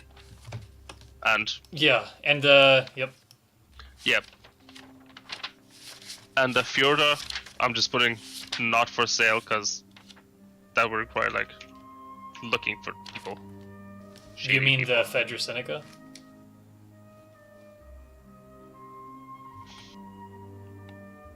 The Fjorda's fine. Tetrasinica. What? Oh, Yeah, 3 doses of concentrated Ephedra Sinica. yeah. That's the one that you steroids. got from the Harpy. Yep, not for sale. Okay, cool. So, we'll say that you guys sell all that shit, and you can. I don't want to like spend too much time doing this, and you could definitely do it outside of. Yeah, I'll do it afterwards. Yeah, unless there was something like you were really wanting to save up for and sell. Yeah, in terms of the magazines, it's kind of hard to find a buyer for those. You might have a little bit of luck in the black markets, which may or may not be run by the Flint cartel. Yep, and Klaus would sell the dagger on his own. Okay. You would sell the dagger and give yourself 250 gold? Yep, I'm gonna buy a lot of wood. Wait, hold on. Is that dagger not party stuff, or I don't remember? I looted it and just, put it on my person. Yeah, Klaus just snagged it. Like, should we be trying to do this? All of us, I mean, stuffily snagging things? Ooh, 250 gold is a lot. I'm just checking. I don't know. No one stopped me, and no one knows I have it, so... No, I know, just metagaming. Maybe there was an assumption that it was going to go into party inventory. I'm not That's sure. okay, that's okay. I get it. It's No? okay, we'll make up for it next time. Yep, Klaus is gonna buy a lot of wood. Wood? Yep, literal wood. For what? Repairing the tavern. Oh. Okay. You can do that, sure. I'll try and figure out a price for that later. But at this point, you guys have been doing a lot of shopping, selling, getting a lot of stuff identified. Thaddeus can see in the dark, and you head back up. Did we ever figure out what the tortoiseshell shield did? No, did you want to? Yeah, I did. Yeah, I was gonna pay for it out of my own gold, because I was probably gonna be the one using it. The turtle shell shield gives resistance against bludgeoning damage caused by water. Okay. That oh my god, that's like Niche Wow. useful, but yeah. you know. Where's the turtle shell? Need to add what it does. Turtle shell. And Duncan has it? Everyone okay with me having that? Sure. fine. I already have my Alright. own shield. Guess I'm gonna have to spring some water elementals on you. Okay, so do you guys head back to the Karamati suite? No. Okay, guys. I have a request from a person, and I might be gone for a few days. So, Right. I'll meet you back here in like a few days. I see. So Snow travel's close. Klaus just exits Janus Post and heads somewhere. First, I would go back to the tavern. So we're not planning on helping that person that I forget his name that is on the outskirts of town? The ex-party member? Mars? Yeah. Oh yeah, there was that deal. That, So I that guess wasn't if time Klaus- sensitive though, right? I mean, he's being searched for. That's as time sensitive in the fact that Yeah, I he's still being suppose. searched. Resistance But to bludgeoning from water damage. I guess we can do that without Klaus if Klaus is going to leave. Well, if we are helping him, he'd put off the trip for a while. Then Okay. So you want to do that now? we should probably go to a quieter place and discuss Yes, if I we're agree. gonna help him. Although, before we sort of start actually diverging, Thaddeus, I'd like to make an inquiry around where might be able to repair the staff. If they He aren't. says, the guy who identified it, he says, there is the Mages Guild and Jerry, they might be able to help. Okay. But probably nowhere in Janus Post. No, nowhere in Janus Post. The Mages, they might have something to do with that, but it will cost you. I understand. Thank you. So, do you guys head somewhere to discuss how to take care of Maris, or do you just search him out outright, or what?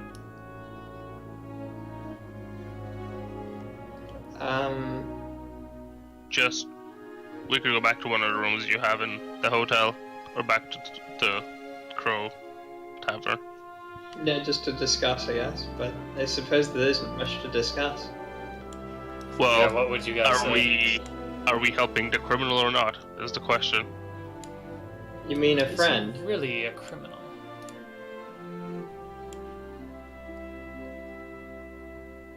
He was hired to kill Samira. He didn't want to, but If Stefan has forgiven him, that's enough for me. yeah, true. That's But- a Klaus. Yeah, if we do help him, does that put a target on us then? Because we helped him out. Only if they know. See, Duncan got some new armor and he's just clunking around. It's kind of hard to sneak around.